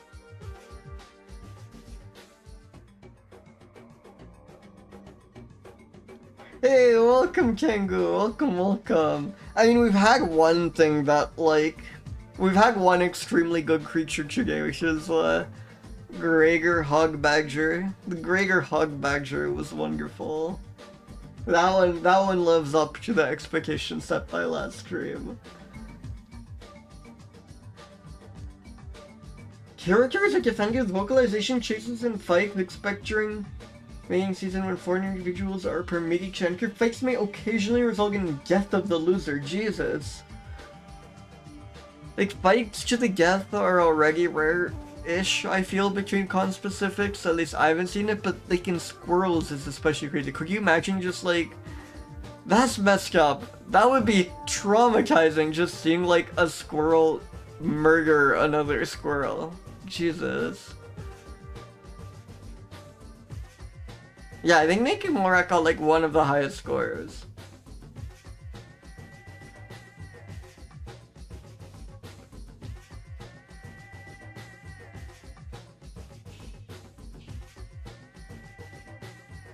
"22 centimeters long."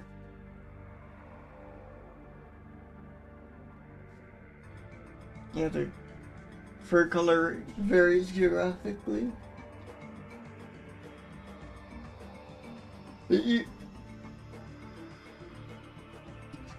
They plant seeds, berries, flowers, stems, leaves, termites, bulbs, nuts, insects, bird eggs, aloe, euphorbia leaves, and then like a few taxa, plant taxa that I have no idea what they are.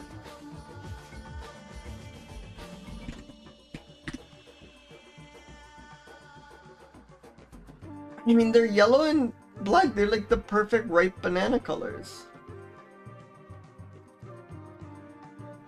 These seem pretty real.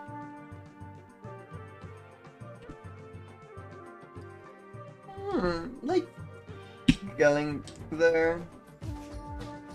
And yeah, shockingly green.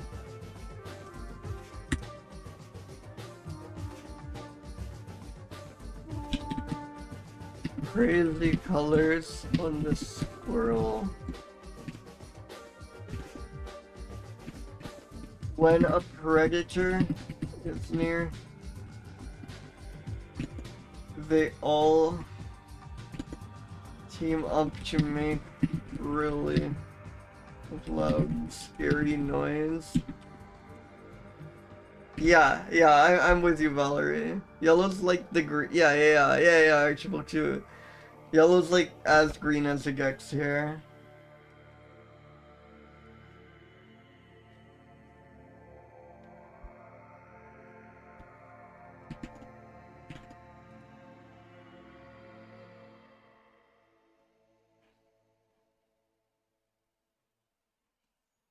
Yeah, they kinda eat everything. I think that's good. I think that's good for Smith's bush squirrel. Anyways, I believe an ag is a boat should start. So let's take like a really quick 4-minute ag break, and I will see you all soon.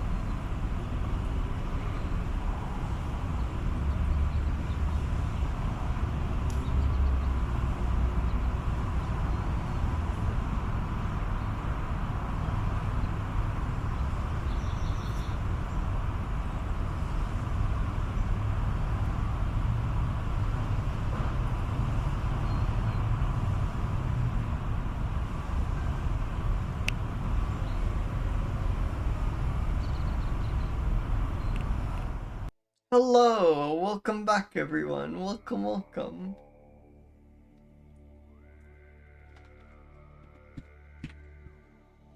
Hope y'all had a nice break. Let's spin another mammal.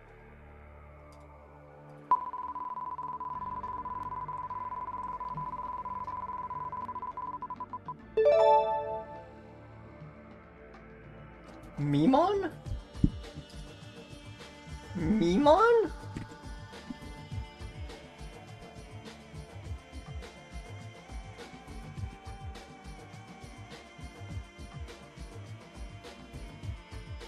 Hello, Mimon. Aw, they changed it. No longer a Mimon. That's messed up.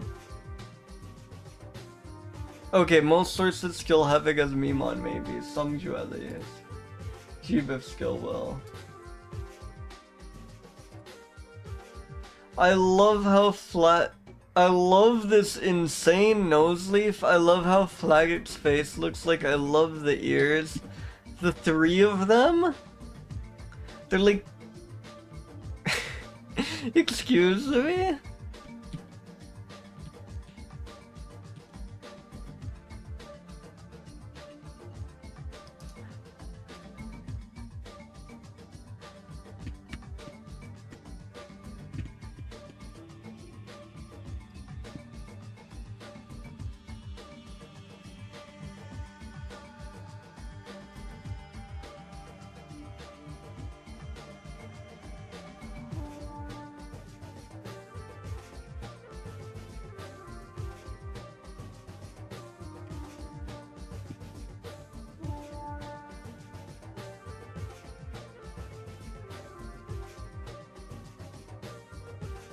Yeah, exactly. Flying thumbtack.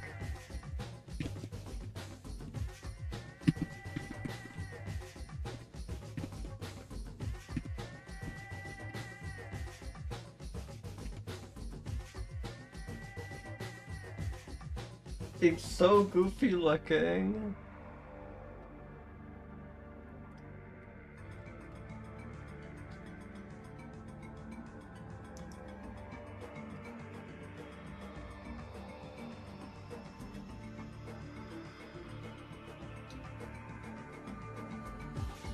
Useful descriptions and measurements were provided by Hanley. Oh wait, sorry.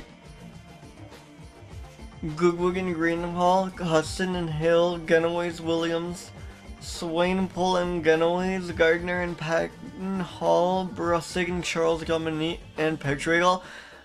That is surprisingly verifiable.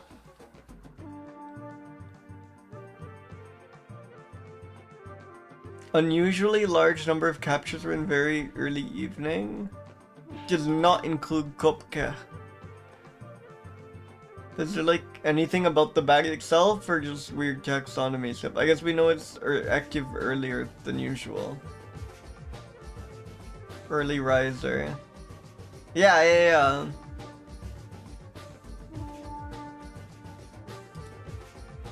Well, it's cute. It's very cute. God, so many backs today.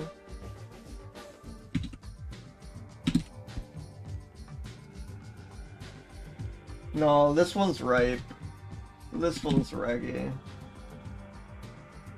Yeah, surprisingly verifiable.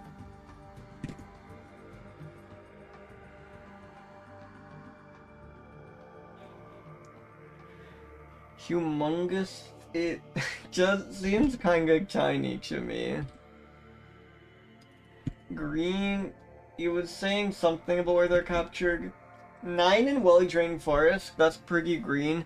4 in swampy primary forest, is a bit less green, but still green. 4 in creekside primary forest, that's pretty damn green. Okay, they're quite green.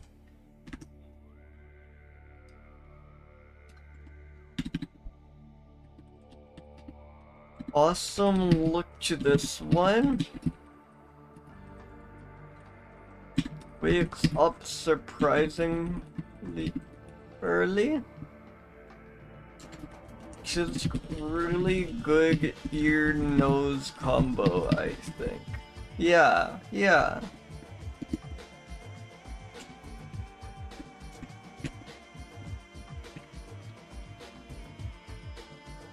Let's spin another.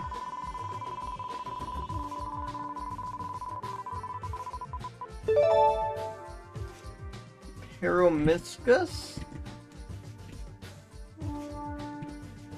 The San Lorenzo mouse critically endangered, threatened by predation by cats.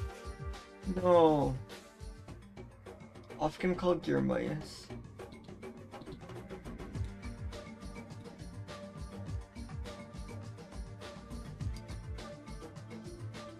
We can get merged into different taxon.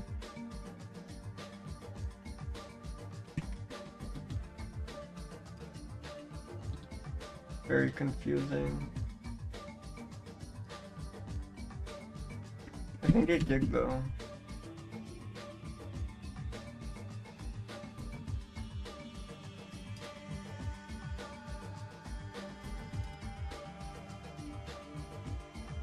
Oh, these are just other members of the genus.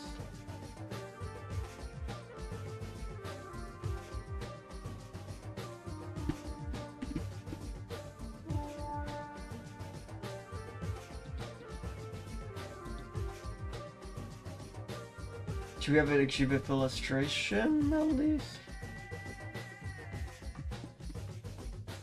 Yes, 250.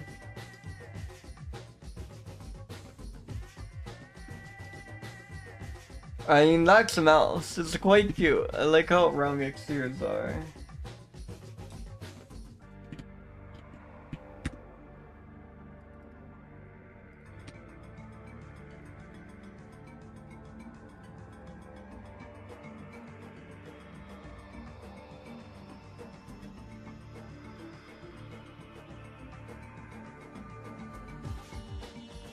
Inch by 20, love it.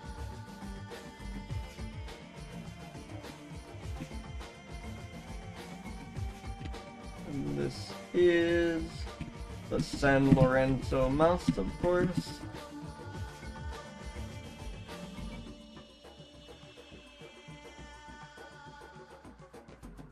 Is it unripe? I mean, that like golden color just looks so appetizing. I don't think I could call it unripe. Extremely not verifiable, might not even be its own species, but let's read GBIF so we can like shed some light on that.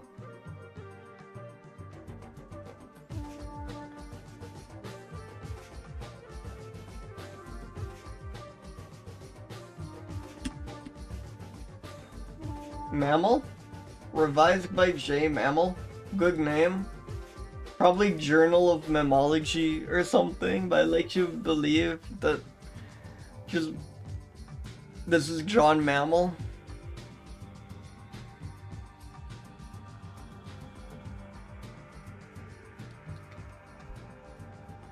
They construct nests, that's very cute.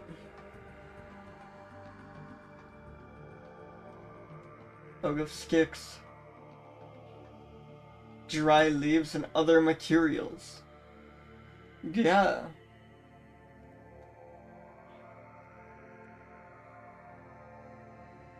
Extremely rare and obscure mouse, mostly, it seems.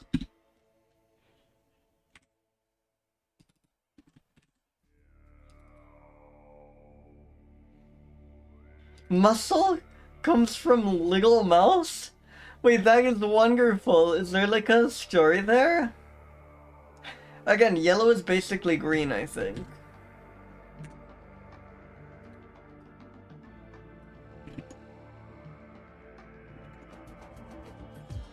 Constructs nests of sticks, leaves, and other material. That is wonderful. That is really good. Documented by John Mammal. I think that's good. We know nothing about the San Lorenzo mouse. Let's not kid ourselves.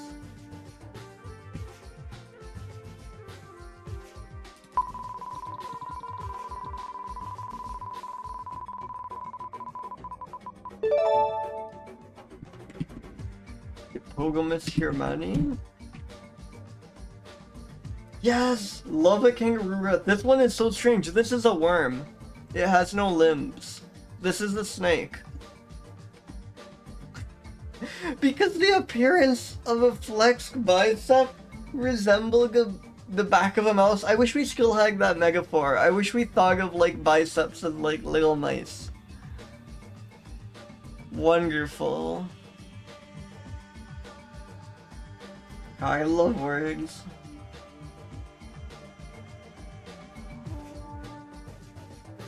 Burrowing animals. Everything eats them. Oh, but the predation doesn't actually affect them at all.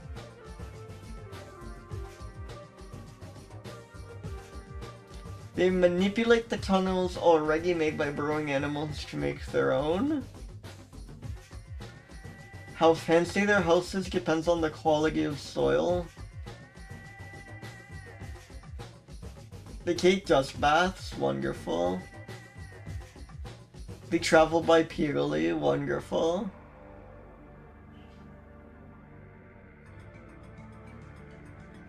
Rarely shows increased levels of sexual behavior. These are chaste as hell.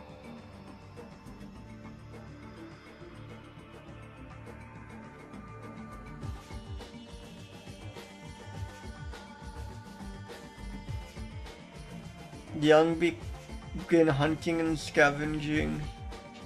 Independent by 4 weeks. Independently by 4 weeks. Yes! God, kangaroo wrecks are so good. Look at that. Look at that.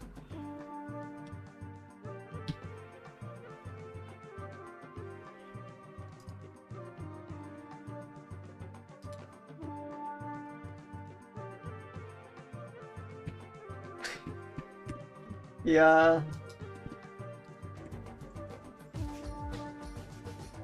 Hello, Dribble Ninja. This is a kangaroo rat.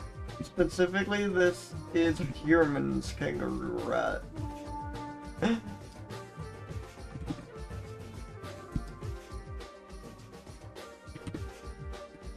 Yeah. That thought this might be up your alley. God, it's extremely good.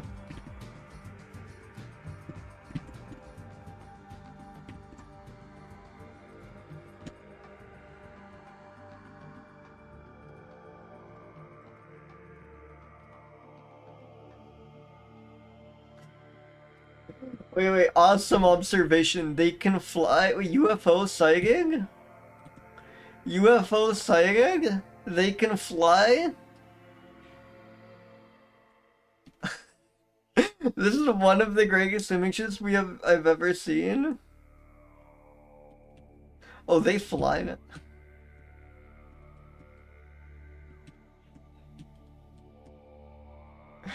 That is extremely good. I love trail cam pictures so much.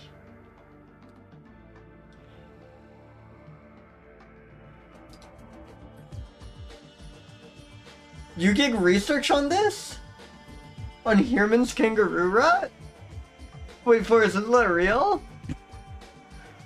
Forrest, do you have any cool information? Hell yeah, and you don't remember any of it. I hope this isn't too traumatizing. As we dive back into it here. You did field study work on it? Holy shit. Have you like seen these?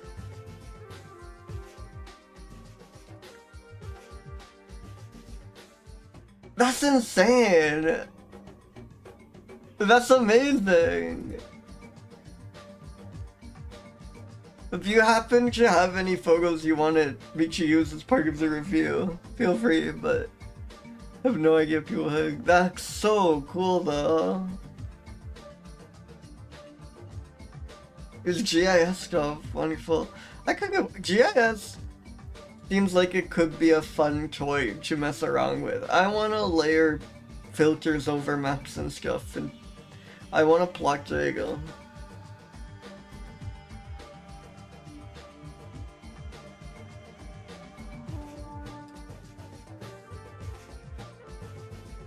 That is awesome. No! That's so sad. That is so cool that you have seen these though.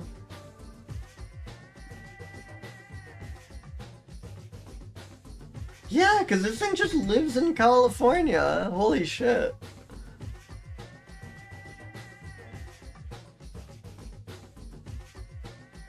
Oh, I love quails. Wait, have I shown off my California quail images? I'm so happy because I kept going places where you can see them and like hearing them, and it took me forever to actually see a California quail, but finally in Point Reyes, I saw like a million of them.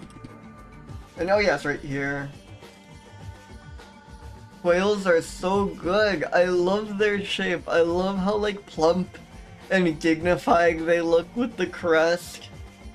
I was so happy when it like posed for me like this, just like perched up in a log. I do want this creature in my house. A pet quail would go crazy. I want to like create a little like playroom for the quail. I want to see it like climbing up blocks and stuff. Thank you, Forrest. Thank you, thank you. I was quite happy with this one.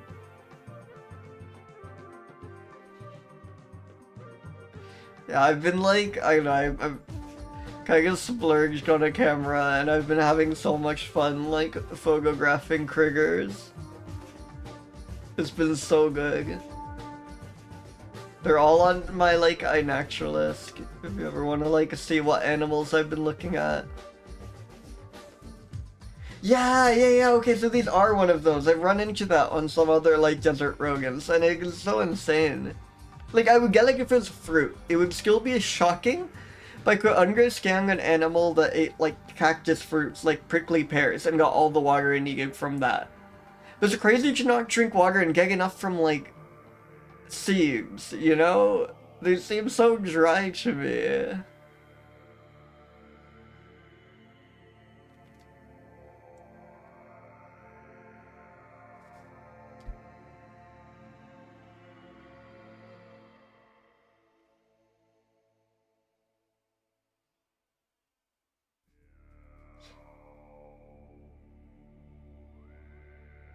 Oh, hell yeah.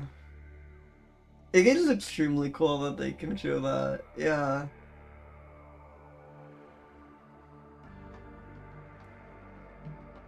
Yeah, it gets enough water from dew and moisture-mixed food. That's insane. High nuts and bugs. It eats seeds and it returns the seeds to its burrows, but succulent vegetation. I wonder if this means succulents or just like really tasty vegetation is eaten outside the burrow. It does not share that shit.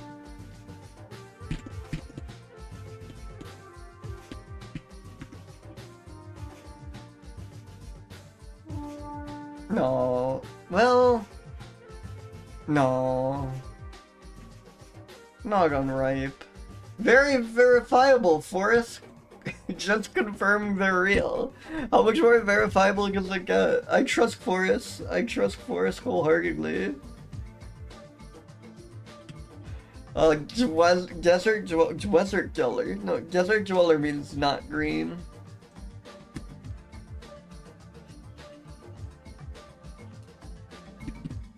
Forrest has done like field work with these. They have literally seen them and studying them. That's insane.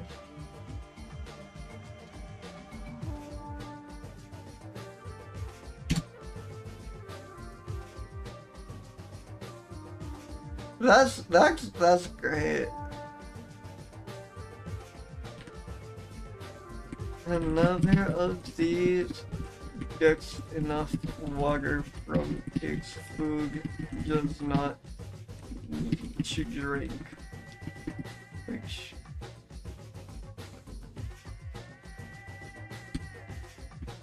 it's crazy. Birds rule! I love kites. I keep trying to see the like whitetail kite, which should exist near me. And you could keep failing. I think I heard one once, maybe.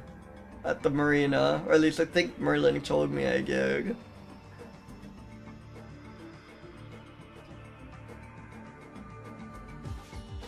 You gotta get into bird watching with me.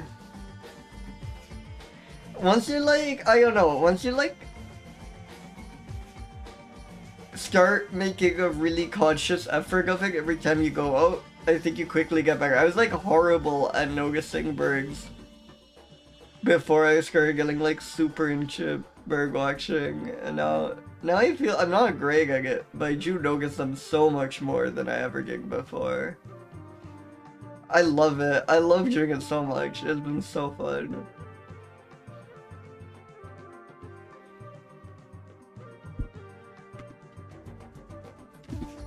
Yeah. And what's neat is like, I don't know, I feel there are a lot of these things where you think you're gonna have to like study and read a bunch to get better, but you really just like, just doing it, you get better so fast. Like you, even like not making a conscious effort to get better, I do start to learn the little guys, and obviously making a conscious effort helps a lot, but you just pick up so much by doing it.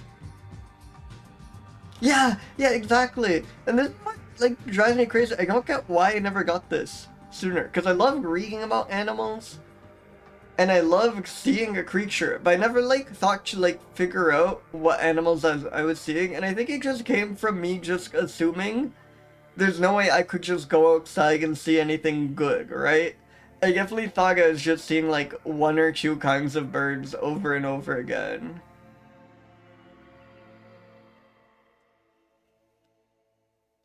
Like,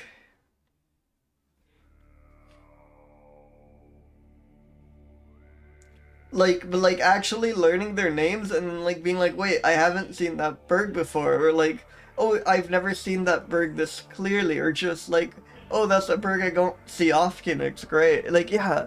It was like something, it never occurred to me how many like just cool birds there would be like easily accessible if I just walk around.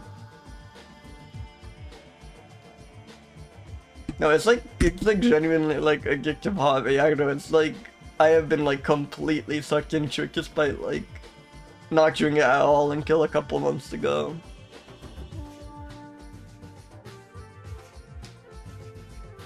Yeah, exactly.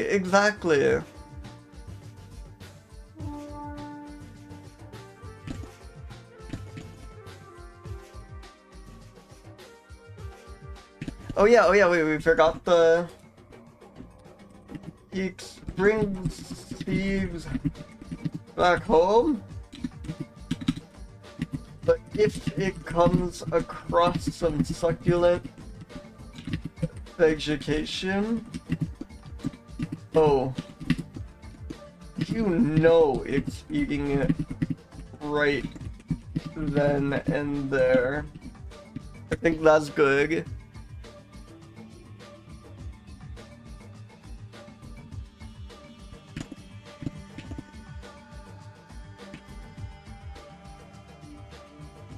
Okay, let's spin another one.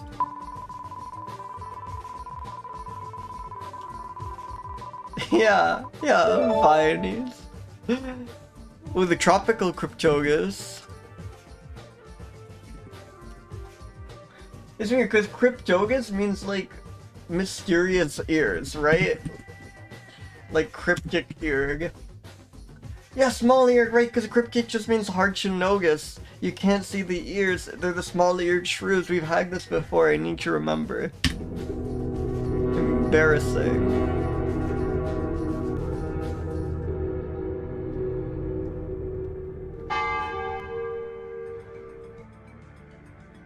Was considered a subspecies of the North American least shrew, but has gained species status. Hell yeah.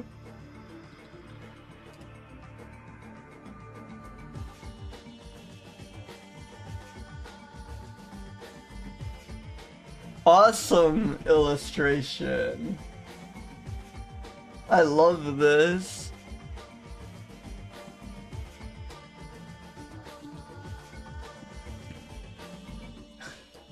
Attributed to like 30 people. Yeah, lovely creature, lovely drawing.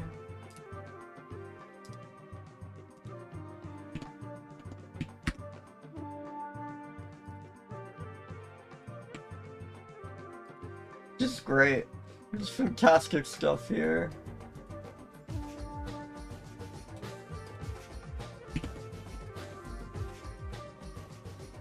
Okay. The image attribution they give is... Oh my god, I've never had this happen before, right? This is awesome. This is so funny. There we go. Bale and Danielson Benworth, TH, Cambridge Scientific Instrument Company, Godman, Frederick Duquesne, Hanhart, Horman Fisher, Mogg, Knight H, Minturn, the Minturn brothers were in on this, W. Perkis, Salvin, Osbert, Saunders, GS, Schullerith, MV Sharp, MA Killer, and Francis all teamed up to draw this beautiful shrew. Thank you.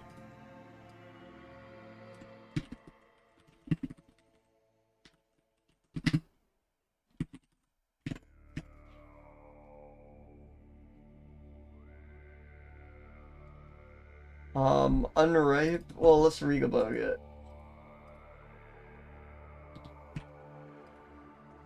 It is so good. Oh, we do have an image. Look at that. Wonderful.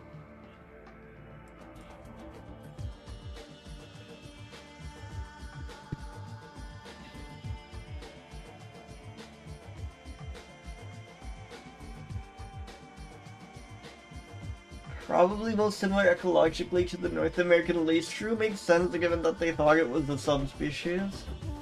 Virtually nothing is known about the natural history of the tropical lace shrew. Eats bugs and other invertebrates.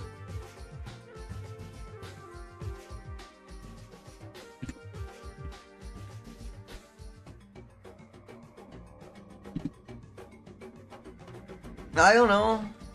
Maybe a little bit. No, this thing isn't real. Like, not at all. No, it's like...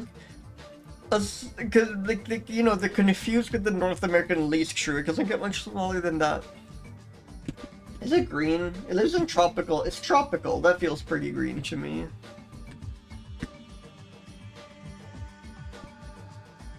Oh, a lot of people drew that. Might be its own species, even. Wonderful. Let's give it up for tropical small-eared shrew, everybody. Let's spin another mammal.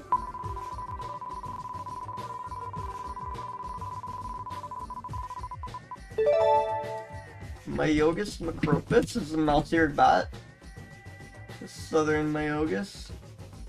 One of two Australian fishing bats that feeds by trawling, especially getting feed along the water surface for aquatic invertebrates. But I can only have the other one, and wasn't it like really cool?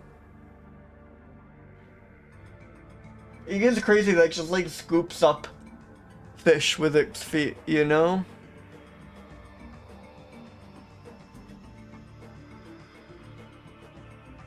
Whoa, I've never just seen like an empty section on Wikipedia.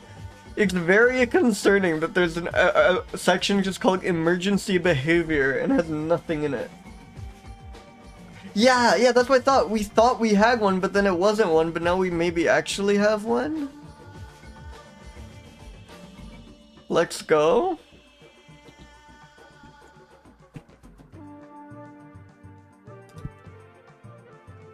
They're quite cute.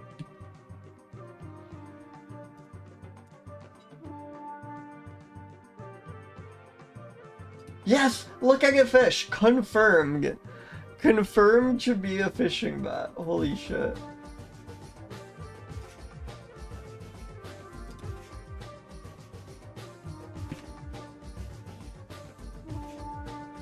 I love the, like, observations like this.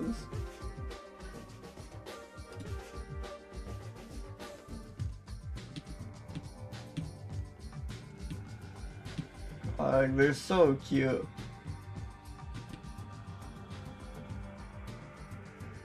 Man, maybe I just break my policy about kind of respecting copyright when possible. And use this. Cause like, yeah, I'm sorry. I feel bad about it, but... Like, come on.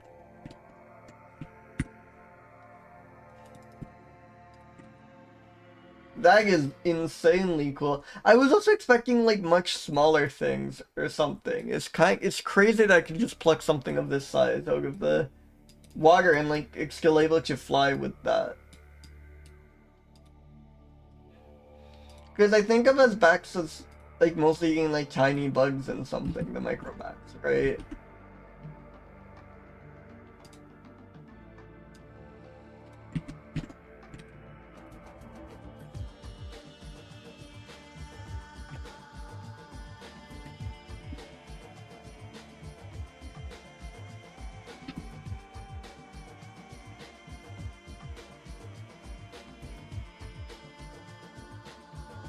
Respecting caves, tree hollows, foliage, mines, tunnels, road culverts, storm drains, intact nests of fairy martins, and under bridges.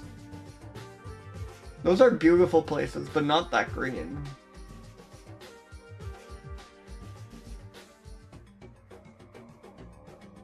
Does not face any major threats. Hell yeah. And yes. Wait, can we see a video of this?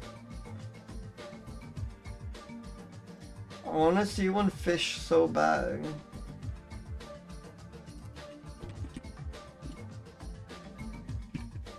So is this the right bat? We've seen this video before, but it turned out that was for a bat that turned out not chipfish. No, this is the greater bulldog bat, according to a random YouTube commenter who I absolutely trust.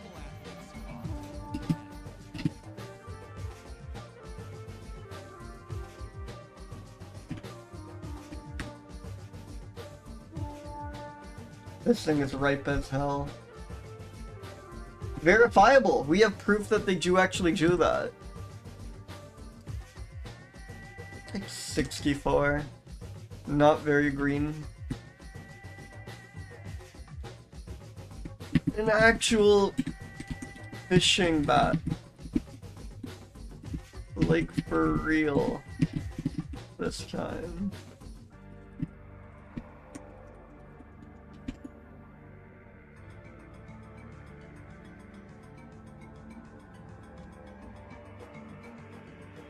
Incredible.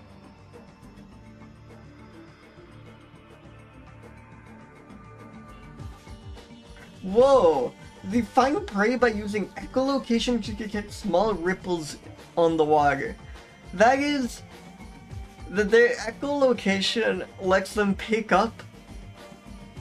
is like sensitive enough that it can pick up a ripple in the water and they can use that to locate prey. Is insane to me.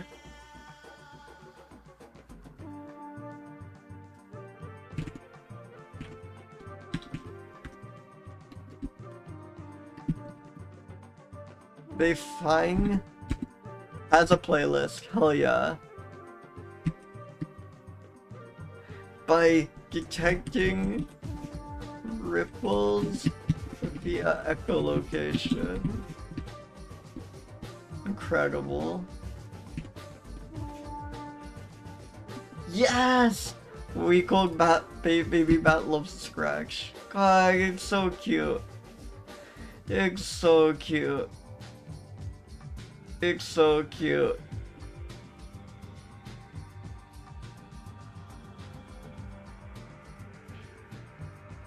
Oh, that is wonderful.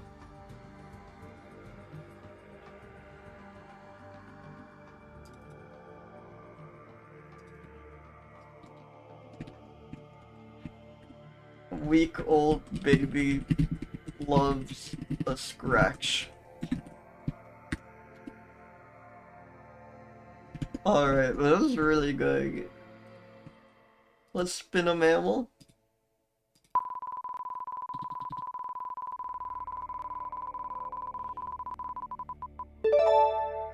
Oh shit! Oh shit! Silva legus? This is a cotton-tailed rabbit, I believe. Yes, marsh rabbit! Hell yeah! Strong swimmer! Wait, I had no idea rabbits could, like, swim. Wait, maybe I did. This sounds plausible. Like, I feel like I've seen one. Wait, wasn't... Yeah, no, I know they can swim because Jimmy Carter... Wasn't Jimmy Carter attacked by a swimming rabbit? Maybe it was a hare. Famous incident? Yeah, yeah. Was that a marsh rabbit? That's why I know rabbits can swim. No, that's a swamp rabbit. So close. So close. Apparently they're even, like, kind of easily confused. But this one's smaller. This one's less threatening. It would have been chill if this guy attacked Jimmy Carter.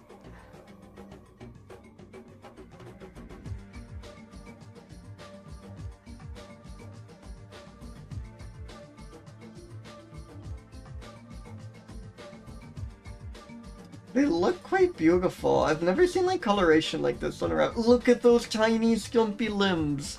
Look at those. Oh my god. This is what killed him. Well, almost. I can't wait till we get the rabbit. Oh my god.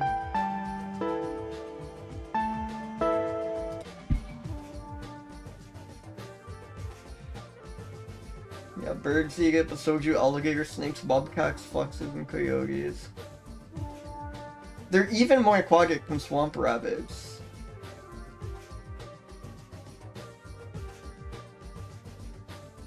Yes, when not concealed in dense thickets, the rabbit will stay submerged in muggy water with only their eyes and noses exposed and ears laid back flat. Wait, I need to see an image of this. Also, this is like exactly like what crocodiles do. Yeah, the rabbit music was awesome. Right? They like lie in wait in the bog to hide. Oh no, this is just a text source. Also known as a pontoon. Regularly eaten, Jesus. But there is a 5 rabbit per day bag limit.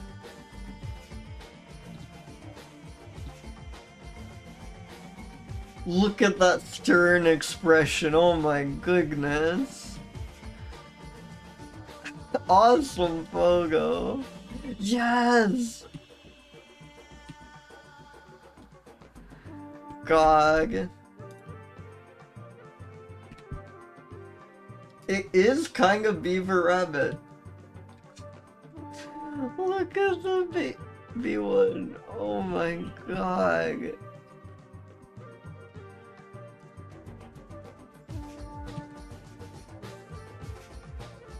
Oh my god. Look at this image.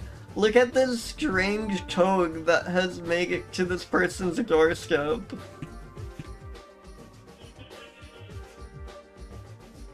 Holy shit.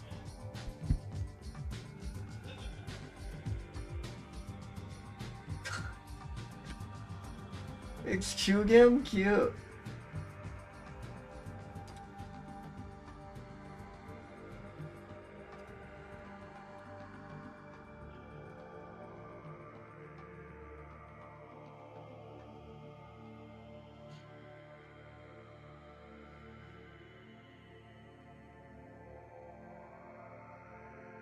Oh my god.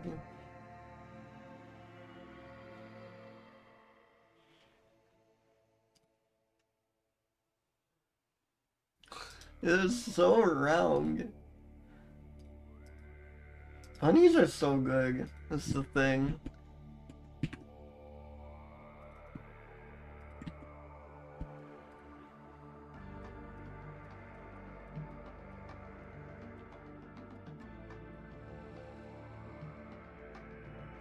Bunnies are so good.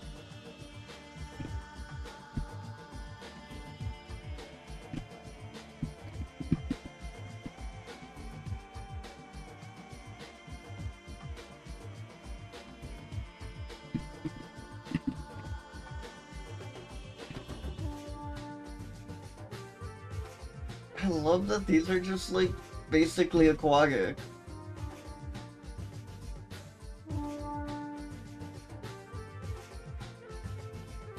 That is wonderful. I love the use of occurring there. That is really good. They have been recording grassy fields, mangroves, hummocks, fallow tomato fields, vegetation along canals, ditches, roadsides, and cultivating fields.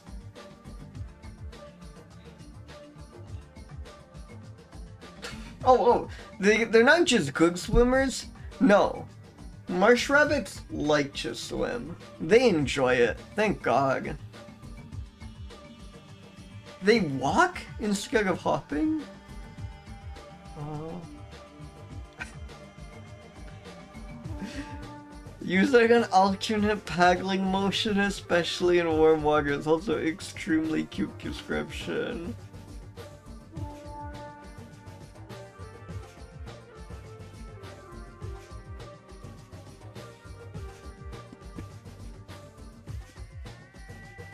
My God. Okay, before we score it, marsh rabbits like to swim.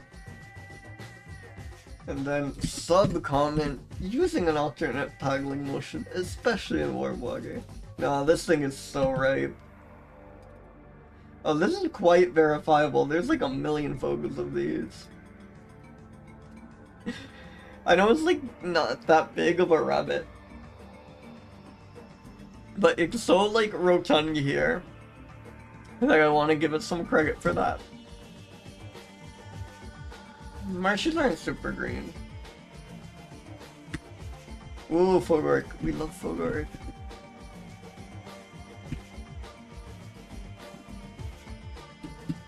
Oh, it's so strangely proportioned. It looks so tired. Just like a nap. Kicking out the white wing like asleep.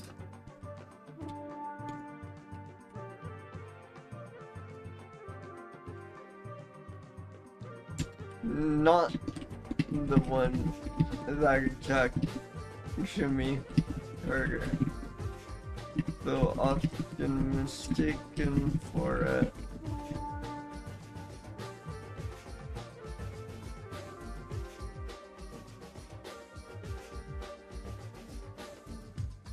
Wonderful.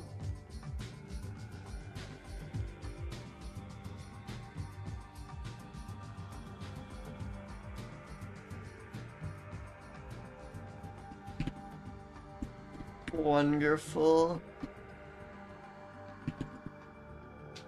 Let's spin another mammal.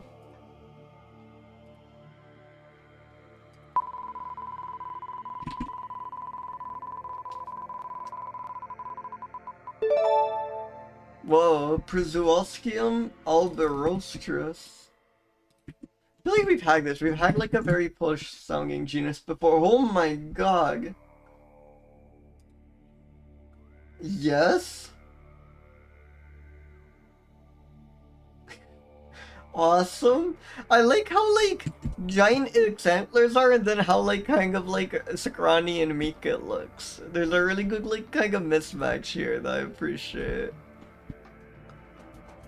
Oh no, but it's apparently one of the larger ungulate mammals within its range. It's just like kind of gaunt. One of the largest here. They're like 1 to 1.4 meters tall. 500 pounds, Jesus.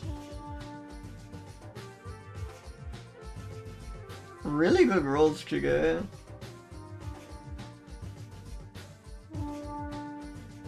Like reindeer, they can make unusual loud snapping sounds from their carpal bones.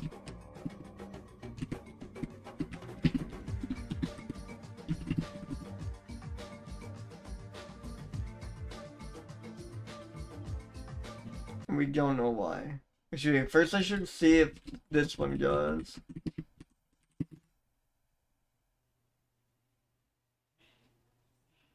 No.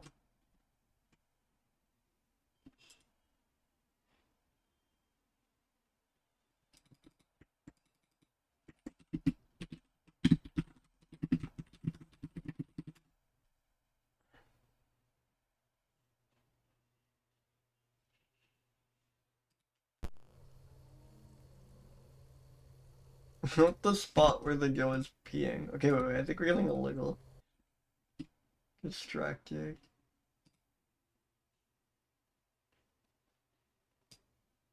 I really want to hear this. There's like no sound. Rainier present beautiful clips. This is fake video.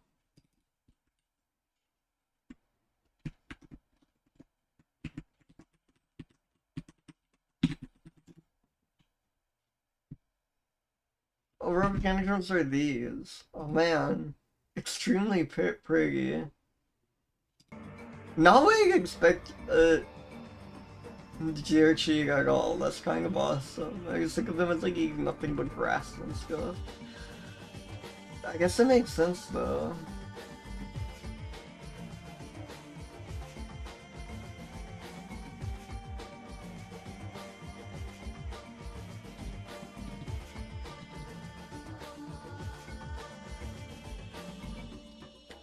They're cool. The gray giving.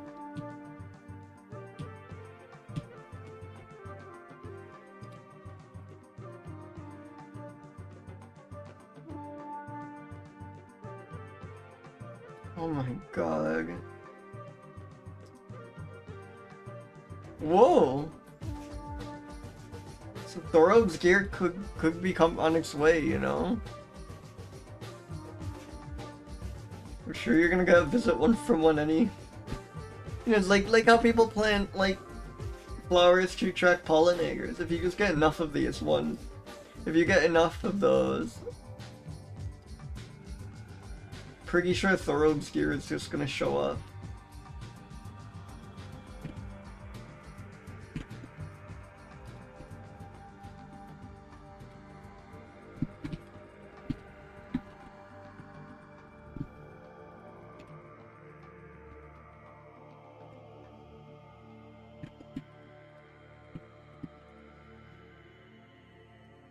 No, this thing is ripe as hell.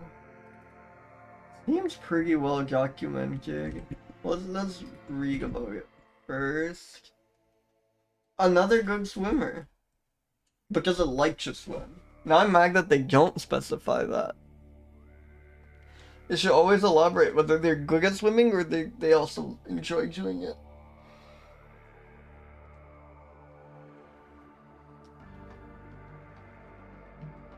They compete with yaks, sheep, and goats and seem to kind of lose. Oh man, they're really not doing well. That's sad, that's messed up.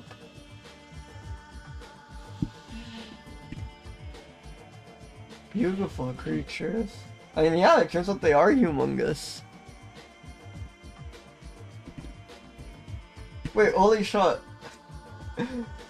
It is sometimes classified in four distinct genus. Przewalskium, earlier thought to be related to Sambas, what the pathological behavior in Geffelflick 811451 was aligned the species with the regio clade, then was the flusulful Russian office. I have a theory, which is this is text in like Cyrillic, but the like transcription thing did not realize it was reading Cyrillic and then just did this instead. This is a wonderful word.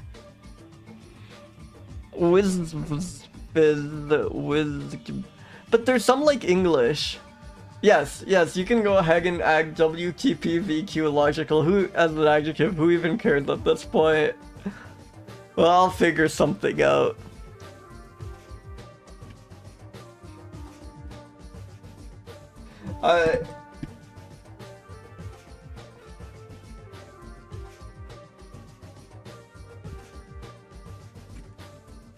Yeah, hell yeah. Yeah, that's my comment. That's my comment about this creature.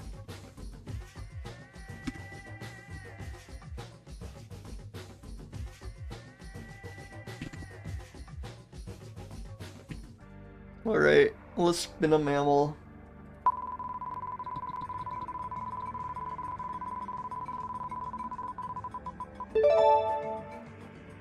Behavioral is excellent.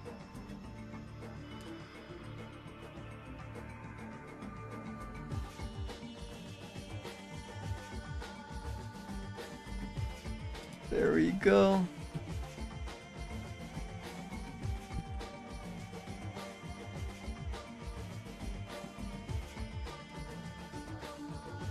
Niviventer, hinpoon. The limestone rat, hell yeah. Endangered limestone karst is currently threatened by mining.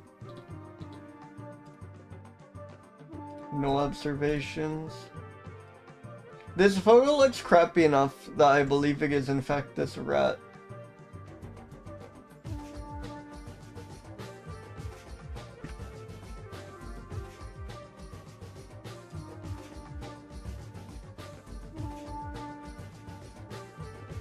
Yeah. Wait, is this the wrong one? No, this is the wrong one. Oh, this is like a different creature. No, this is Paulina's limestone rat. Embarrassing. Wait, I'm gonna look up limestone karst. I'm not sure if I'm familiar. Oh shit. Oh, these. Yeah. The. God, I love like spiry, uneven, like towering terrain. Like God, that is beautiful.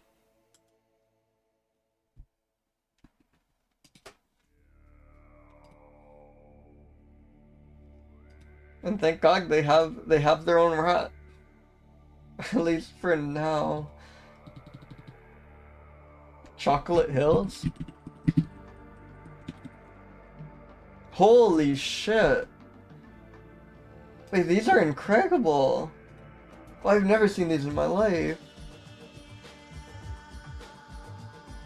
Wow. There's something so ominous about these, you know? These look so, like, artificial, like some alien species is burrowing in here.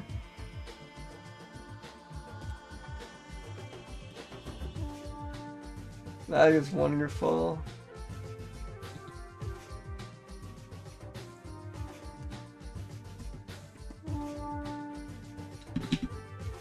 So it's 653 in an image which does not exist. Fun. We have like nothing. Do we really have nothing?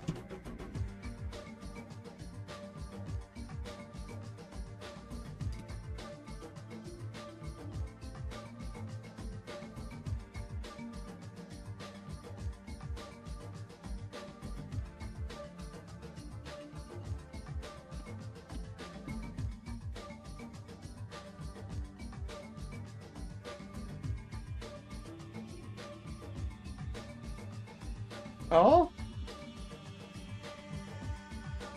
Wait a second. Oh, and this even has like a psychic source and everything. Niviventer hinpoon, let's go.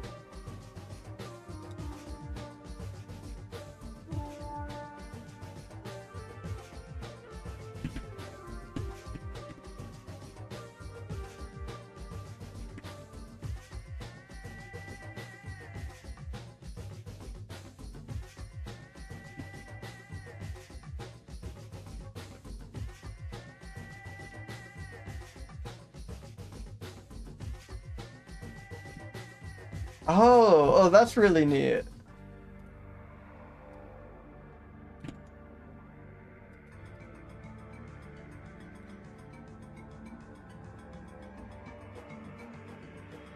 If I can find this paper and confirm the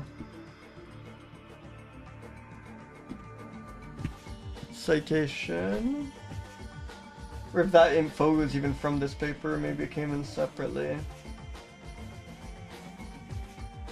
Oh yeah, they don't give a specific citation for their photographs, it seems.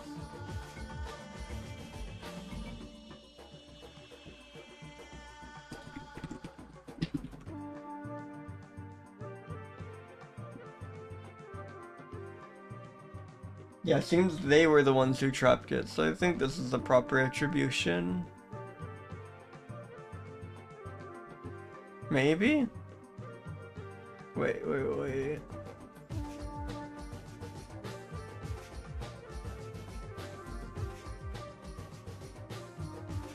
Yeah.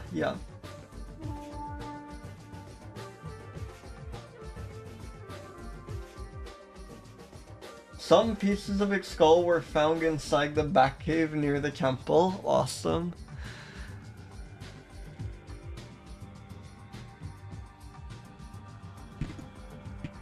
And they live in temple areas.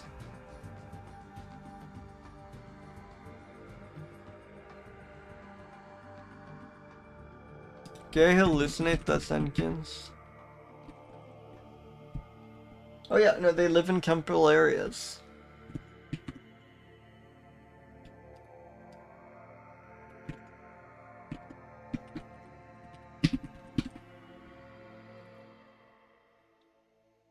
Yeah, it does kind of look unripe to me. They're like sickly white.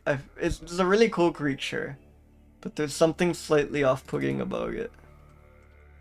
Well, yeah, I was surprised by that source. I was gonna give this very low verifiable, but this seems quite well documented. Maybe that's excessive, but I think it deserves some credit for that. This thing is tiny.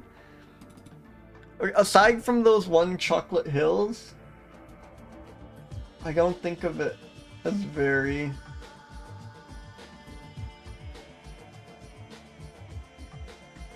Does it describe, like, yeah, limestone hills? What, like karsts? I guess we know they're in karsts. But I wonder... What does this place look like? Oh, that is a Buddhist temple. So the surrounding area, I mean, it's karst, but it looks quite green. Okay. It's awesome. Also, can we take a second to appreciate they're found here? That is quite a spectacular awesome photo. That is quite a... Holy shit. I want to go there. That is quite a spectacular habitat. That is insane. Look at this. Look how it's just like built into the wall. Hey, Washa.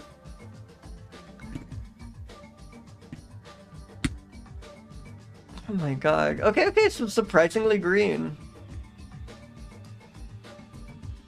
They live in the beautiful temple in a limestone karst. Skull fragments found in back cave near temple. There's a cool paper about them.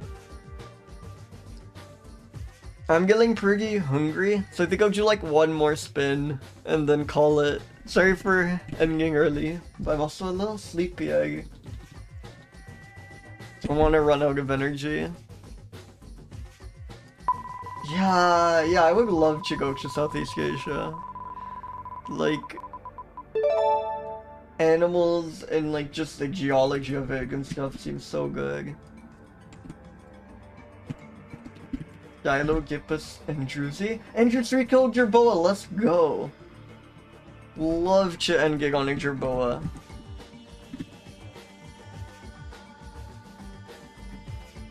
Yes, thank you, Asha.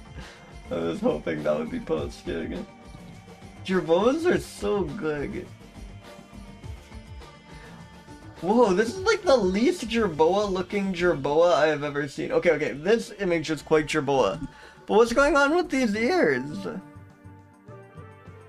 This is like a shrunken Jerboa. Thank you for the bet. Yeah. Thank you. Jerboa. Look at this cryptid. I love these. I love these so much. Yeah, jerboa and kangaroo rat is kinda huge. Look at it. Okay, I love it. I love it. I know it's like not the most jerboa-ish jerboa, but I kind of love that about it. I love that it's strange. I love its shape. I'm so using this photo. This is beautiful. Oh god, oh god.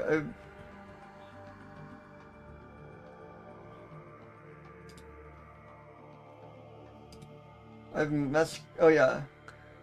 GIMP does an awesome thing where if you ever hit the cab key, it breaks everything, and I did that for a second, but then I learned that that was what happened.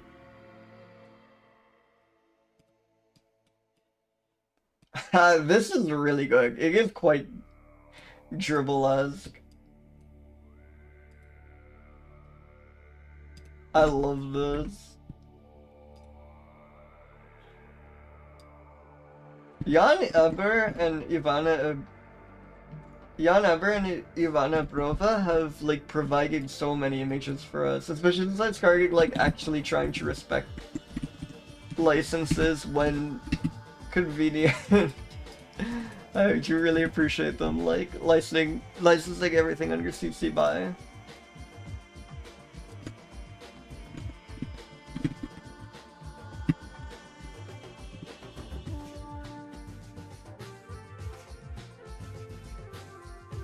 Unripe? No, these are... So, it does look like it's a jerboa that you didn't let finish growing, right? Like, it doesn't have the giant ears, it's just kind of tiny. Again, I think they're awesome for it, but I think that does make it unripe. Like, it's a strange pocket jerboa. Verifiable? Well, how many times has it been observed? More than I expected, but only 4. So we do have a pretty good photo here. We'll see if GBIF has any like taxonomy chaos. Yeah, unfortunately taxonomy chaos, so it might not be very verifiable. Might not be super real.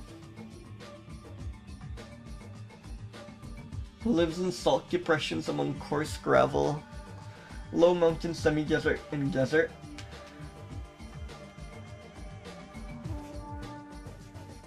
Sexual maturity occurs at 10 to 11 months of age after overwintering. Most of them.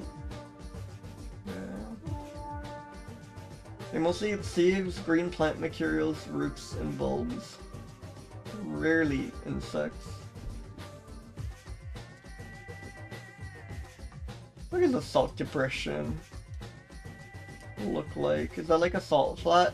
No, I do not want depression induced by salt. Oh, wow. Second, like, okay, there's probably like one of these things where if you search on Google Images, you get the most like beautiful examples. So it does seem similar to a salt flat, but bumpier, but less flat. yeah, let's go with that.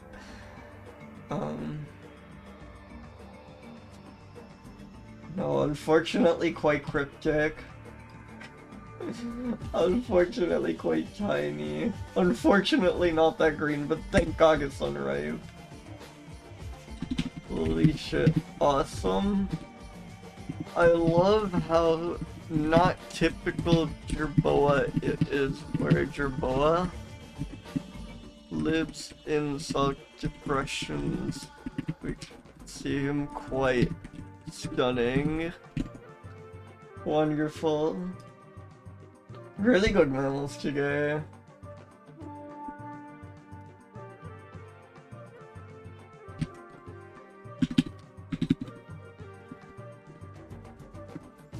That was wonderful. But yeah, thank you all so much for coming by. This is really good. I never stream on Fridays, which means I never get to do this, but Proxum is really cool. And they do DJ streams, which are always very fun.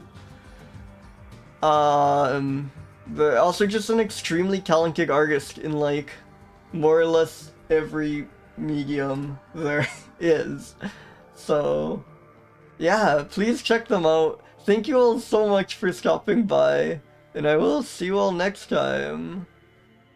Bye, everyone!